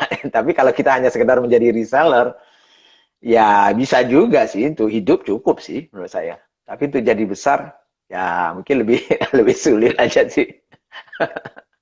Oke, so ini tadi ada gimana caranya membuat, sebentar ini nanyanya ke saya nih, gimana caranya membuat tim mendidik tim agar sevisi dengan kode ini untuk mensukseskan Rebellion, bukannya bangun platform kan sulit ya bagi mereka. Enggak sih, buat mereka nggak ada sulitnya ya. Memang programmer ya programmer, nggak ada sulitnya buat mereka. Sulit kalau Anda salah cari orang, itu sulit tuh. Ya bukan sales disuruh jualan gitu, wah setengah mati tuh. Kayak itu Betul. masuk materi team building itu. Pak Budi kelasnya di mana tuh yang itu? Ada nggak sih kayak gitu? CEO Ada, bukan? ada CEO kelas ada. Nanti mungkin bulan depan baru ada itu di People Development namanya. People Human Capital, People Development itu ada. itu apa tuh? Online atau offline? Online, online. E-course juga nanti. Oh Pak Budi ada ya. Nanti tinggal follow Ah, IG-nya Pak Budi aja untuk boleh. informasi lebih Ya, lanjut. bisnis ID juga bisa. Karena kita baru Bisnis launching ID. ini 2 kelas baru ya. 2 kelas baru kita yang finance, working capital sama cash flow. Baru aja kita Oke. launching hari ini. Oke. Ini Pak Budi ada nanya, apakah bisnis besar itu harus bisa dijual, Pak? Kalau mau jual bagus, itu kan niat kita masing-masing gitu. Semua bisnis yang besar bisa dijual sih. Kalau Cuma kita mau jual atau tidak itu persoalannya kan itu ya. iya, kalau di follower saya kayaknya mereka bakal kaget aja Pak, karena bisnis dibangun terus dijual. Nggak sayang apa udah dibangun kok dijual gitu. Lah itu kerjaan saya selama ini. Jual. Jadi mereka tuh Ngapain nggak dapat saya? idenya Pak. Jadi ada beberapa tuh nggak dapat idenya. Kok udah dibangun baby sendiri dijual? Itu satu. Kedua, kalau Ya, pakai investor kan berarti saya jadi karyawan gitu. Saya harus ini nggak bisa yang tahu-tahu terbang ke Bali gitu, saya nggak bisa gitu. Itu enlighten Pak, please. enggak juga sih sebetulnya. Ya, artinya kan gini ya, sama dengan startup itulah. Kita bangun bisnis misalnya nantinya, walaupun kita tinggal misalnya, tadinya 100% kita punya ya. Lalu untuk membesarkan kita butuh investor untuk mempercepat namanya ya. Nah, mungkin pada saat dia masuk tentunya berkurang toh kita kepemilikan kita. Berarti kan sudah mulai kita jual toh sebetulnya. Ya. Mungkin kita tidak jual 100% dulu misalnya ya.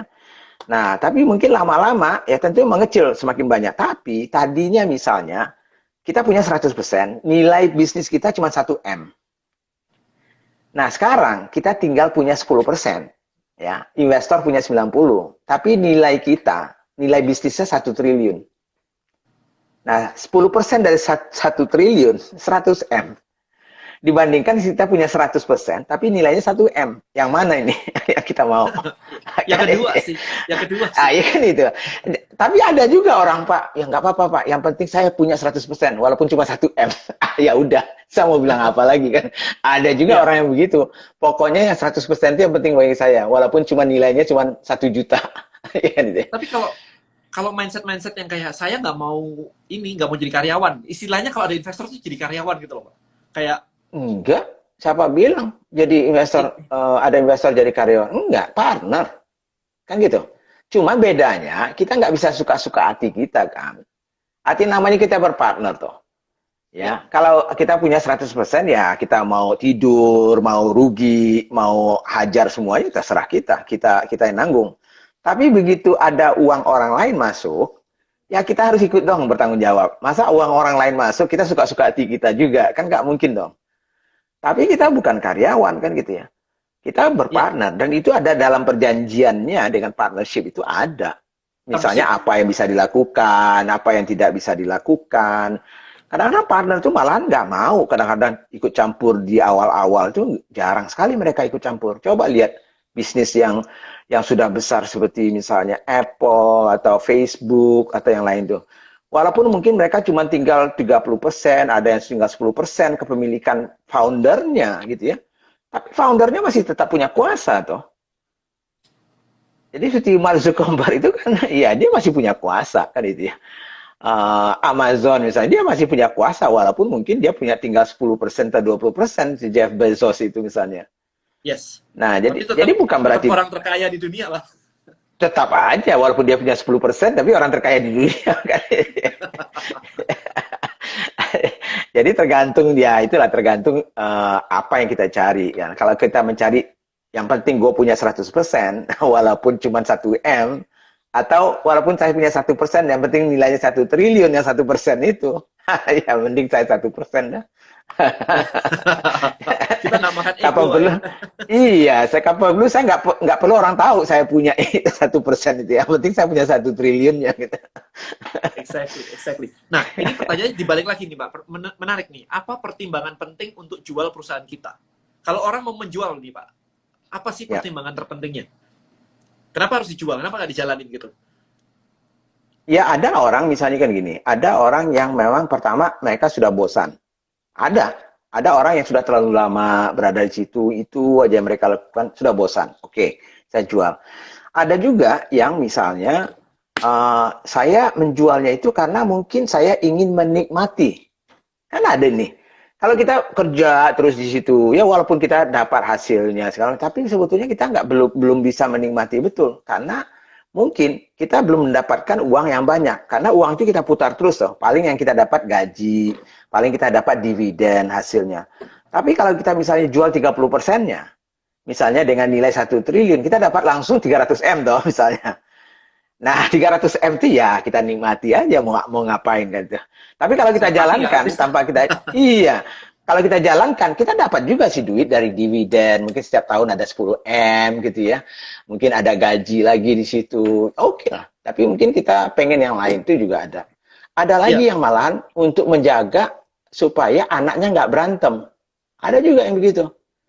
Jadi misalnya kalau kita daripada anak gue berantem menjalankan bisnis ini nantinya, padahal anak saya belum tentu bisa menjalankan bisnis ini, ya mending saya jual. Nah, dari hasil itu ya boleh aja saya bagi-bagi ke anak saya, terserah kan gitu. Nah, sering karena itu salah satu kenapa orang mau masuk go public ya, IPO itu salah satunya kan itu. Karena kalau kita sudah perusahaan publik ya, itu sahamnya itu sama dengan cash gitu. Jadi Yes. Dijual kapanpun besok bisa. besok kita perlu besok kita perlu duit, tinggal tinggal telepon sekuritas kita, gue mau jual sekian lembar saham, gue butuh duit ini harga segini, bisa. Nah, jadi pada saat kita bicara dengan anak cucu kita atau pewaris kita sudah lebih gampang. Mereka nggak perlu berada di dalam perusahaan itu. Kalau misalnya kita nggak mau, itu biasanya tiga hal itu yang paling sering lah yang menjadi tujuannya. Ada juga tujuan orang mau misalnya menjual itu ya karena terutama go public ya, itu karena mereka pengen juga rakyat lain itu bisa juga menikmati kesuksesan mereka. Nah, lewat ya kepemilikan sahamnya itu juga ada. Kalau lewat IPO ya, Ya, kalau lewat itu tadi IPO gitu. itu tadi yang menarik itu sebenarnya teman-teman jarang kelihatan itu ya itu. Kalau misalkan Pak Budi tadi kan bilang kan dari dividen, dari gaji dan sebagainya, udah gede deh. Setahun dapat 10 miliar gitu Ya, misalnya kan. Tapi begitu dijual dapat 300 miliar betul, misalnya ini contoh aja. Kan sama kayak kerja 30 tahun betul, ke depan dibayar di depan. Ya, betul itu tinggal sebetulnya. enak-enaknya kan. Udah gaji 30 tahun ke depan dibayar di depan gitu. Ya udah nikmatin aja. Itu ditaruh deposito aja nggak habis-habis tuh buat Betul, makan tabungannya tuh. Gitu. betul. Kadang-kadang ada yang kayak Ya, siapa tahu kayak kayak Instagram tuh 8 bulan kerja dibeli 1 billion. iya, Itu betul. udah kayak kerja berapa ratus tahun. Betul, itulah enaknya gitu ya. Itu enaknya kalau kita mau. Tapi ya ujung-ujungnya ya itu memang tergantung ke orangnya. Ada orang yang pengen ya selamanya dia pegang ya boleh aja, boleh aja. Tapi kalau saya sih enggak. Saya Dulu kalau saya saya mikirnya mah gitu, ya Pak.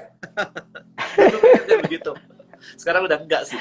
Nah, ini terkait nih dengan kelasnya Pak Budi juga ya. Jadi ada yang nanya apa umumnya kalau jual pasti harga berlipat-lipat semudah itu. Nah, Pak Budi kan ada kelas yang namanya triple value ya, gimana betul, meningkatkan value dari betul, company gitu. Mungkin bisa dijelasin sedikit dulu, Pak. betul. Ya memang tidak mudah sih. Siapa bilang mudah untuk meningkatkan nilai perusahaan gitu ya.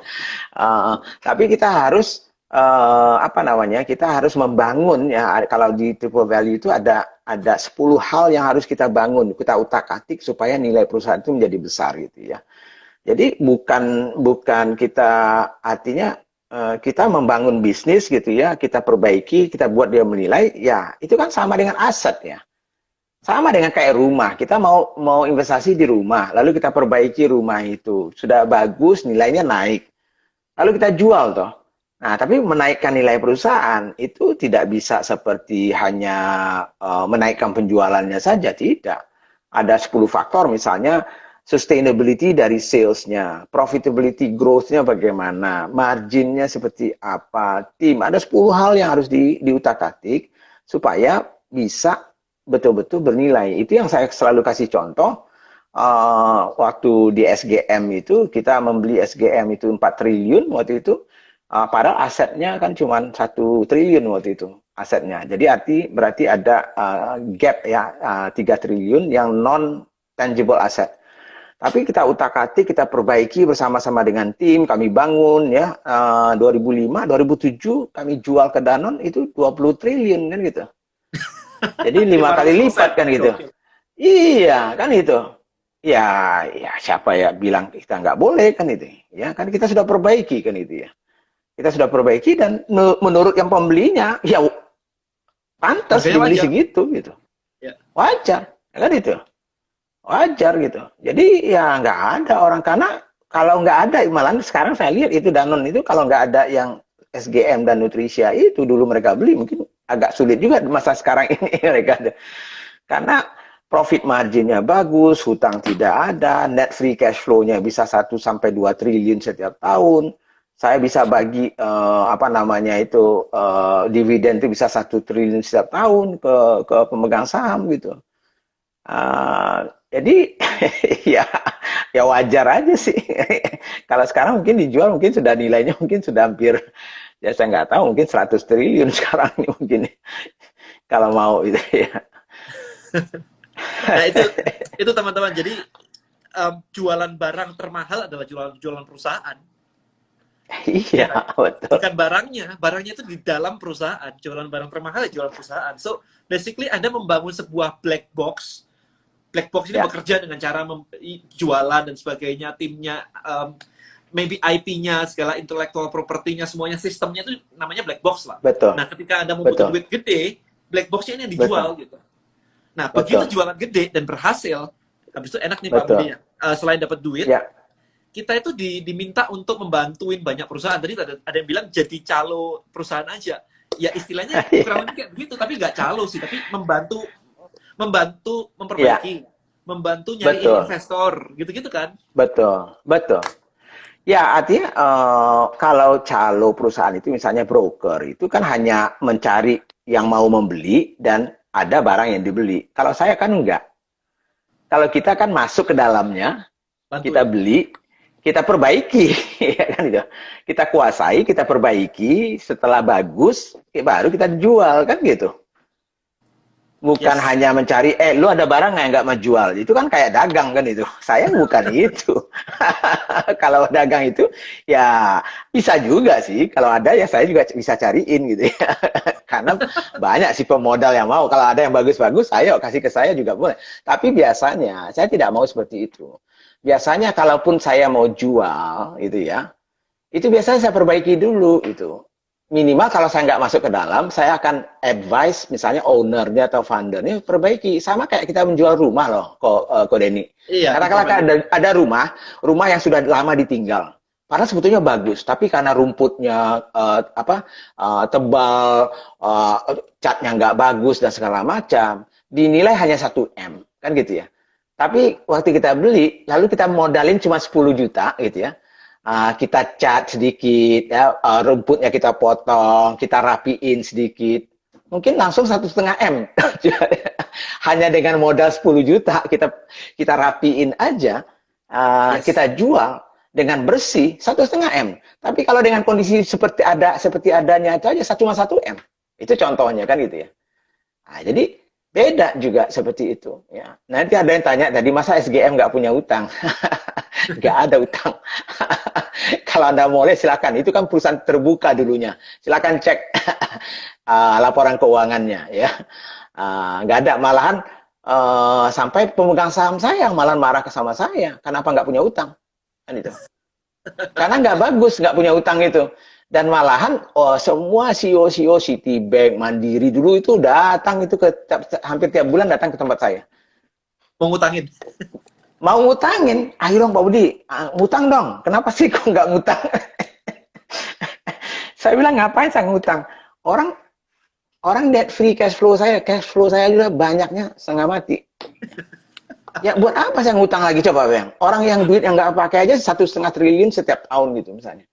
Nah makanya Iya. 2 tahun terakhir itu saya karena keselnya saya nggak bisa lagi investasi yang lain gitu ya. Jadi saya akhirnya ya sudahlah karena nggak ada target istilahnya target perusahaan yang saya mau beli itu nggak ada lagi yang cocok. Akhirnya ya sudah daripada saya diomelin sama siapa pemegang saham, ya udah saya bayar aja dividen 100%. Padahal di dalam kebijakan kita, policy kita setiap tahun tuh hanya 30% yang boleh dibagikan dividen. 70% harus masuk kembali ke perusahaan itu diputar. Nah, 2 tahun terakhir itu ya karena nggak tahu lagi mau diapain duitnya, ya udah kasih aja saya bilang. Happy semua itu, Pak. Ya happy semua lah. Happy semua. Makanya Diam. diam kan gitu. Nah, itu yang saya bilang tadi itu bagaimana kita mengelola working capital, modal kerja, cash flow itu sehingga boleh dikatakan saya hampir nol modal kerja gitu. Makanya saya nggak punya utang juga. Ya itu. Ya, ya, ya. Nah, Nah, tadi ada yang kan belakangan Pak Budi juga sering advising UKM-UKM ya kan, kecil-kecil begitu nih. Tadi ada pertanyaan ya, juga dari UKM yang kayak, Pak saya baru mulai sih, ini baru mulai jalan dan bahkan untuk bayar tim aja nggak mampu. Itu gimana Pak kayak gitu? Mindsetnya atau apanya tuh? Strateginya atau gimana tuh? Cari utangan, cari ya, investor, atau produknya ya. belum fit sama market? Betul. Jadi makanya tadi itu, kalau saya lihat playing field-nya harus diberesin dulu. Playing field-nya. Playing field-nya itu artinya apa? Produknya itu menyelesaikan problem atau tidak. Berarti dibutuhkan oleh konsumen atau tidak. Ada nggak diferensiasinya dengan kompetitor kita? Target marketnya sudah jelas atau tidak? Itu pertanyaan-pertanyaan yang basic-basic banget sebetulnya. Diferensiasinya bagaimana? Sebab kalau enggak, kan kebiasaan teman-teman ini kan cuma aja, oke, lihat teman itu, oh ada bisnis ini, udah saya trio aja. Kan ATM katanya. Boleh Ya, aja ATM, tapi kalau nggak ada bedanya, lalu orang lain lebih bagus dari kita, yang ngapain? Lalu akhirnya ujung-ujungnya apa? Kita main diskon, diskon, diskon, diskon. Cuman ya. modal diskon aja. Begitu diskon, Anda dibeli orang. Begitu tidak diskon, orang nggak beli Anda. Artinya apa? Nggak bagus barang Anda. Ya itu aja. Nggak bagus. Artinya orang akan hanya terikat dengan diskonnya aja. Nah, berarti kan kita harus bangun nih. Nah, jadi artinya walaupun Anda sendirian, harusnya mulai membangun basicnya. Nah, sehingga Anda mulai mendapatkan revenue yang sehat, saya bilang tadi itu. Bukan revenue yang banyak, tetapi nggak ada hasilnya. Banyak orang bilang, oh saya dapat sales saya sekian banyak, tapi karena discount saja misalnya, dan segala macamnya gitu ya. Itu dia. Oh, ada yang Pak Budi tanya punya, nih Prianto, ah, SGM itu sekarang sudah tidak TBK lagi ya. Makanya tahun 2007 itu saya sudah jual, itu saya keluarkan dari Bursa Efek. Jadi tidak TBK lagi. Karena Danone waktu membeli tidak mau lagi perusahaannya TBK gitu. Sama kayak Aqua, Aqua juga tidak TBK lagi. Ya, nah, supaya paham aja. oke.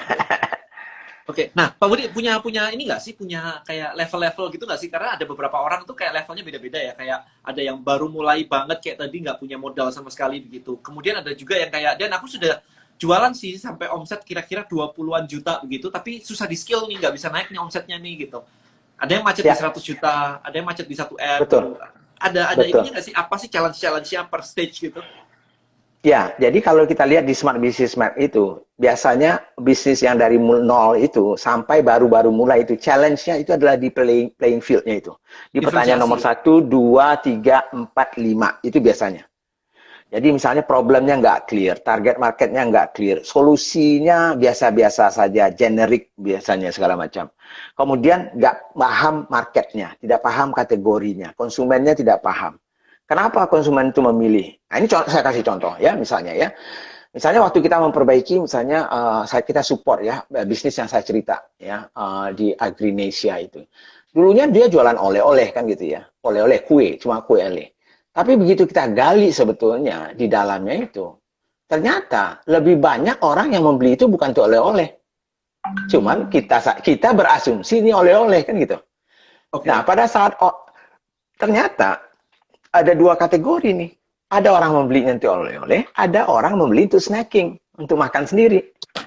Nah, cuman dua konsumen yang berbeda ini mempunyai kriteria yang berbeda-beda cara mereka memilih gitu. Jadi misalnya untuk oleh-oleh, maka prioritasnya kalau waktu kita tanya nih ke konsumennya, kalau Anda memilih oleh-oleh, apa kriteria yang paling utama yang Anda memilih oleh-oleh itu? Menurut mereka Kemasan. satu adalah trendy, itu nomor satu trendy. Trendy nggak di kota itu? Kan banyak orang kata, apa yang lagi ngetren nih di Jogja, apa yang lagi ngetren nih di Bandung, akan gitu itu biasanya. Ya, Jadi trendy itu number one. Number two, lokalnya. Ada unsur lokalnya atau tidak? Khasnya. Ya. Lalu oke. yang ketiga, kemasan. Ya. Tidak ada dia cerita soal harga. Harga itu mungkin nomor 6. Tapi begitu kita cerita ini snacking untuk makan sendiri, yang pertama kriteria mereka memilih adalah rasa. Kalau tadi untuk oleh-oleh, trendy. Kalau untuk makan, rasa. Nomor dua apa? Harga. Nomor tiga apa? Distribusi. Dekat nggak dengan rumah saya? Banyak nggak outletnya? Nomor empat baru packaging trendy itu nggak ada. Jadi artinya apa? Produk yang sama, ya, tapi dipakai berbeda. Cara mereka memilih itu kriterianya berbeda. Nah, apa maksudnya? Artinya kalau kita paham itu, maka untuk oleh-oleh itu misalnya kalau kita mau fokus di oleh-oleh, berarti harus trendinya dulu kita bangun kan itu. Nah, kemudian harus ada lokalitasnya misalnya. Kalau kita mau memfokuskan untuk snacking, nggak usah trendinya. Kan itu ya. Nggak usah packagingnya misalnya. Yang penting rasanya enak, harganya terjangkau ya, dan tempat jualannya banyak gitu. Supaya orang di mana dekat situ itu misalnya. Jadi beda caranya kita membuat. Karena, nah itu playing field, kita paham itu. Kita harus Itu memahami itu. ketemu beneran dengan customer-nya dan nanya kan? Iya dong. Kan nggak ada Teman-teman, masalah kita nanya misalnya, tanya aja 10 orang. Malah survei sekarang ini gampang banget. Pakai Google Survey, pakai Survey Monkey. Kita banyak database kok. Orang di WhatsApp kita aja minimal ada 200-an orang kok. Tinggal nanya ke mereka, kira-kira bagaimana kalau Anda memilih oleh-oleh itu, kira-kira apa kriteria Anda? Nah, lalu menurut Anda harga segini cocok nggak kalau oleh-oleh seperti ini? Macam-macam caranya yang bisa kita lakukan. makanya kemarin tuh saya sempat bilang Pak Budi, Ya. customer disuruh nanyain nggak mau ditanyain, pas pacar nggak jawab ditanyain mulu, udah makan belum, udah ini belum, suka film apa. Interogasi pacar lebih gencar. Market nggak mau nanya. Betul, betul. Jadi sama juga dengan haus ya, kita juga support haus sekarang ini kan ya. Itu juga begitu. Awal-awalnya sih jualan aja dulu kan itu. Dari situ mulai kita tahu nih konsumen. Makanya pemahaman kita terhadap konsumen dan kategori bisnis kita itu paling dasar di playing field itu. Nah, tapi kalau kita sudah mulai lebih bagus, mulai tumbuh, maka persoalannya biasanya di market landscape-nya. Bagaimana diferensiasi kita lebih tajam, bagaimana value kita itu bisa lebih bagus, bukan hanya fungsionalnya, tetapi betul-betul emosionalnya. Seperti misalnya tadi itu, Harley Davidson misalnya, itu kan sudah emosional misalnya ya. Orang membeli itu bukan lagi karena apa Motor. fungsinya sebagai sepeda motor, itu kan gaya hidup kan ya. Kelihatan keren gitu ya, freedom istilahnya ya. Makanya kalau saya selalu bilang teman-teman yang suka Harley itu saya selalu ejek, bukan ejek, karena saya nggak bisa naik Harley itu karena saya kecil gitu ya. Saya bilang orang-orang Harley itu punya kepribadian ganda, saya bilang. Karena kalau dia nggak pakai Harley, dia orang biasa. Itu coba aja lihat, ada yang polisi, ada yang tentara, ada yang jenderal, ada yang bankir, ada yang pengusaha, gitu kan? Dengan gaya mereka di kantor itu. Tapi begitu hari Sabtu Minggu naik Harley itu, semuanya kayak gitu tuh. Jadi berbeda banget dengan yang jenderal, yang pengusaha itu udah nggak tahu lagi yang mana dia. Itu Tapi mereka freedom kan itu. yes, itu kalau di saya di Tribe itu nyebutnya adalah identity shift. Iya, iya. Tapi itu wajar. Ya, kalau kita Yes, sudah sampai yang namanya ke cult brand, namanya cult brand ya, yes, cult brand ya, sudah mengkultuskan brandnya itu. Ya itu bagus. Itu istilahnya itu sudah mendekat-dekat dengan agama itu. Di atasnya satu tingkat aja lagi itu ya, agama itu. Kalau sudah brand itu jadi sebuah agama, wah gawat itu. bedanya tipis Pak. Kalau agama nanti menikmatinya udah mati. Iya Kalau kan? ini masih hidup dinikmati motornya. Tapi kan itulah brand yang kuat itu Yes. kan yang seperti belief itu, yang seperti agama. Artinya salah benar yang bagi dia itu adalah saya bela dulu kan itu. Itu yang penting itu. Ini ada yang pakai Harley nih, begitu rasanya. Bener. Bener. Artinya kalau di kantor jaim ya kan, wah di kantor nih. Tapi begitu satu keluar pakai Harley, nggak ada jaimnya tuh, gayanya sudah sama semua. Pak Budi Ya, bandinginnya jadi, sama di kantor, ada nggak yang bandinginnya sama di rumah sama istri gitu? Freedom. ada gitu. Jadi ya boleh. Jadi artinya kita memang harus membangun brand itu ya dan segala macam, dan itu penting. Cuman value yang kita mau create itu apa, value yang kita mau berikan ke konsumen kita itu apa. Kalau memang dia sejalan, ya itulah tribe-nya kita. Kalau kita cerita tribe kan ya. Yang namanya tribe itu bagi saya adalah target market sebetulnya kan ya, segmen kita lah. Ya, Siapa ya, sih yang cocok komunitas kita itu, yang sama dengan kita. Kan itu. ya, ya. Orang-orang yang sama value-nya. Mungkin orang-orang yang sama Value, ya. mungkin Belief-nya. tujuannya, Ya. belief-nya. Misalnya belief itu bukan soal agama. Ini maksudnya belief dalam kehidupan ya, kita Ya, cerita ya, ya. ya, ya. Value-value-nya itu. Nah, karena ya kalau kita sudah mengumpulkan itu enak kan sebetulnya. Karena kita sudah tahu, oh ini segmen kita dan lebih mudah kan gitu. Dibandingkan kita mencari-cari lagi kemana kita mau jualan. Nah, orang sudah ada kok di situ kan. Nggak usah nyari Yes. lagi misalnya. Ini contohnya kayak tadi itu. Yes. Chief di Tribelio itu mirip nabi ya, kayak kata Ko Denny. Yes, itu maksudnya seperti itu, kayak nabi memang. Jadi harus ada leadernya gitu lah, Chief. Pak, ini Ya. kalau mau besar, apakah harus punya produk sendiri? Tidak juga Agak sih. Tidak juga. Artinya banyak juga perusahaan dagang itu yang besar. Malahan kalau dulu zaman-zaman VOC itu kan dagang semua kan.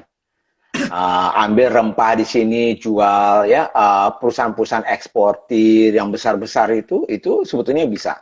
Distributor yang 20 triliun, 30 triliun itu banyak ya, seperti Tiga Raksa, Enceval itu dagang semua. Cuman Anda harus tahu aja, itu kategori bisnis yang kalau dagang itu marginnya kecil, itu aja. Jadi kalau distributor, coba aja lihat distributor itu kan banyak NTBK itu yang IPO itu, misalnya Tiga Raksa, Enceval. Coba aja lihat, potong kepala saya kalau net profit marginnya itu bisa lebih dari 5%. Ya, paling tinggi paling 2-3% itu udah untung, udah bagus mereka. Tapi kalau saya misalnya di SGM dulu, kalau net profit saya di bawah 15%, saya potong itu timnya. Itu.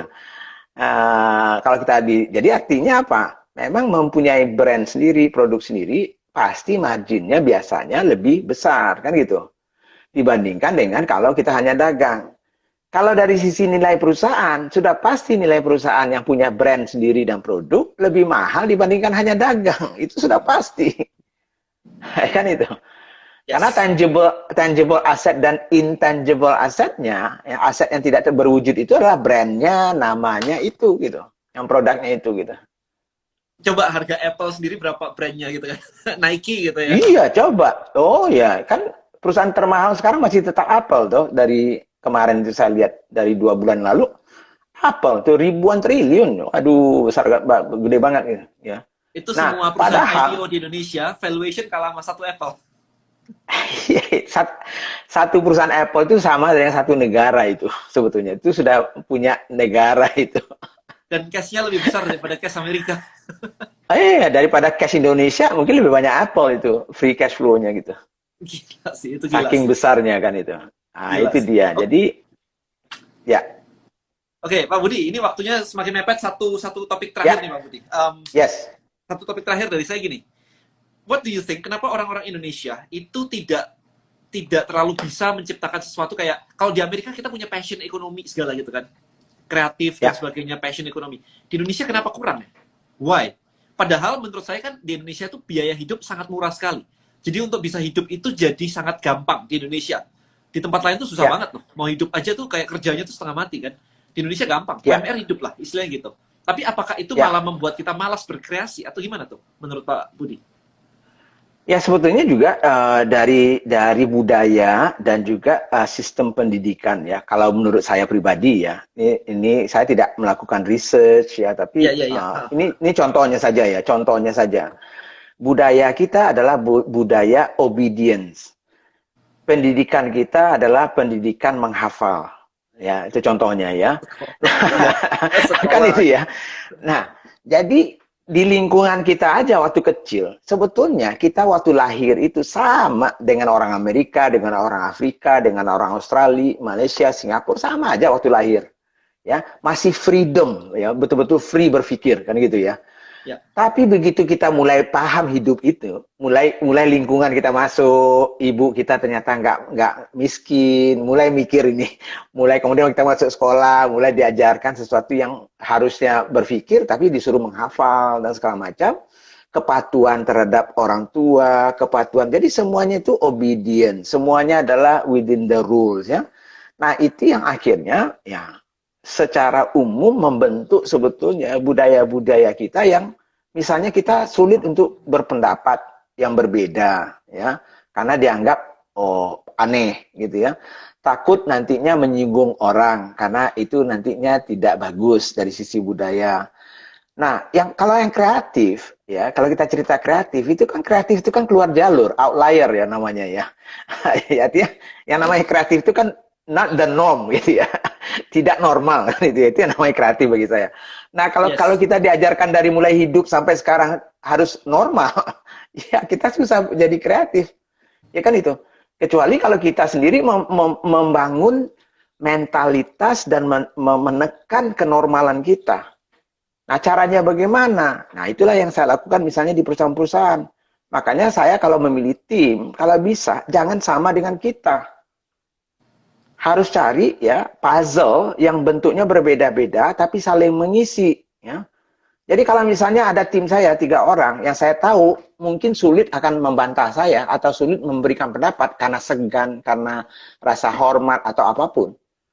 Itu nggak bagus dalam tim saya. Maka saya pasti akan mencari tim yang saya tahu dia bisa men-challenge saya. Supaya ada yang menegur saya sebetulnya gitu. Karena tidak semua kita benar toh. Tidak semua juga kita itu melakukan sesuatu itu benar dan baik gitu. Bisa saja pendapat. Tapi kalau semua tim kita adalah oke, bagus Pak. Gimana menurut pendapat kamu? Oh bagus Pak. Oke semua. Oke semua. Begitu saya bawa mereka ke jurang, oke juga mereka. Tapi tapi nggak ada orang yang membantah. Nah makanya kita butuh sebetulnya. Jadi artinya kita yang secara sadar harus memberikan kesempatan untuk orang-orang lain men-challenge kita. Men-challenge pemikiran-pemikiran dan normatif-normatif kita. Itu yang istilahnya saya tuh challenging the status quo.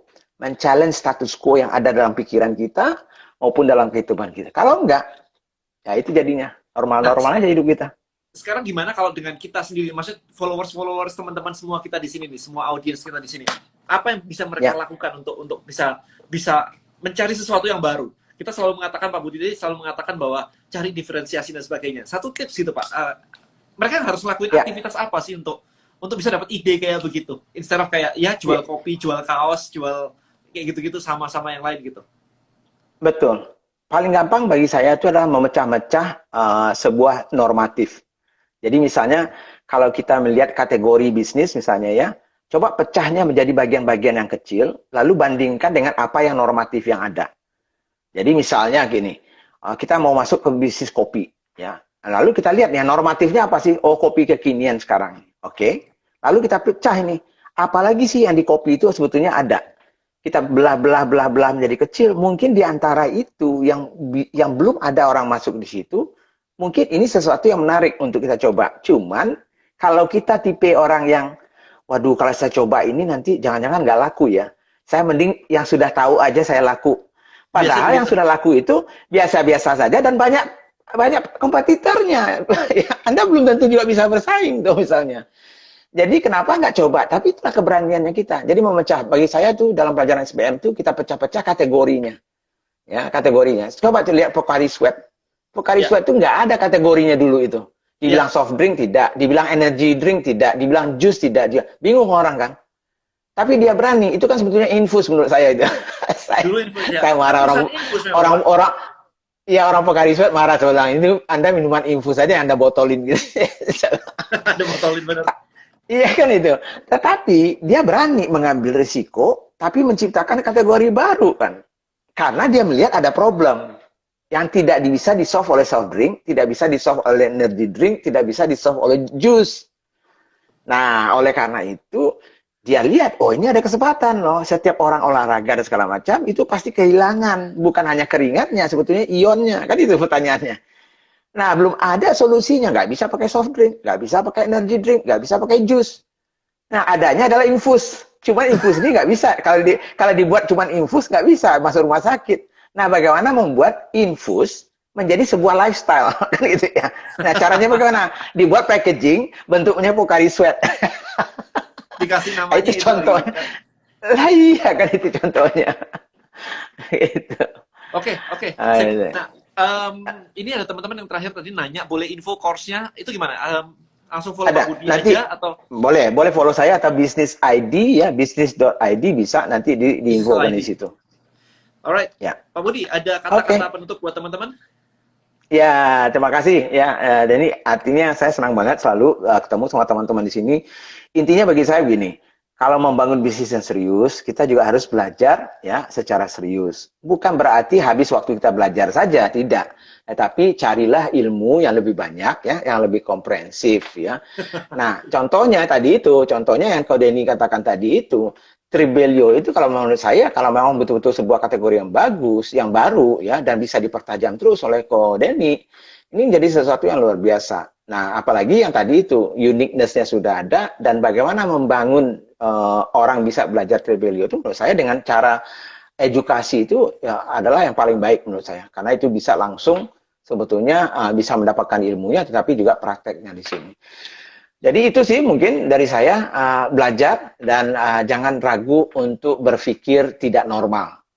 Itu Saya yang sampai penting. bikin tulisan di sini Pak Budi. Jadi ini sama kayak kaos saya. Jadi income datangnya Oh dari gitu action, ya?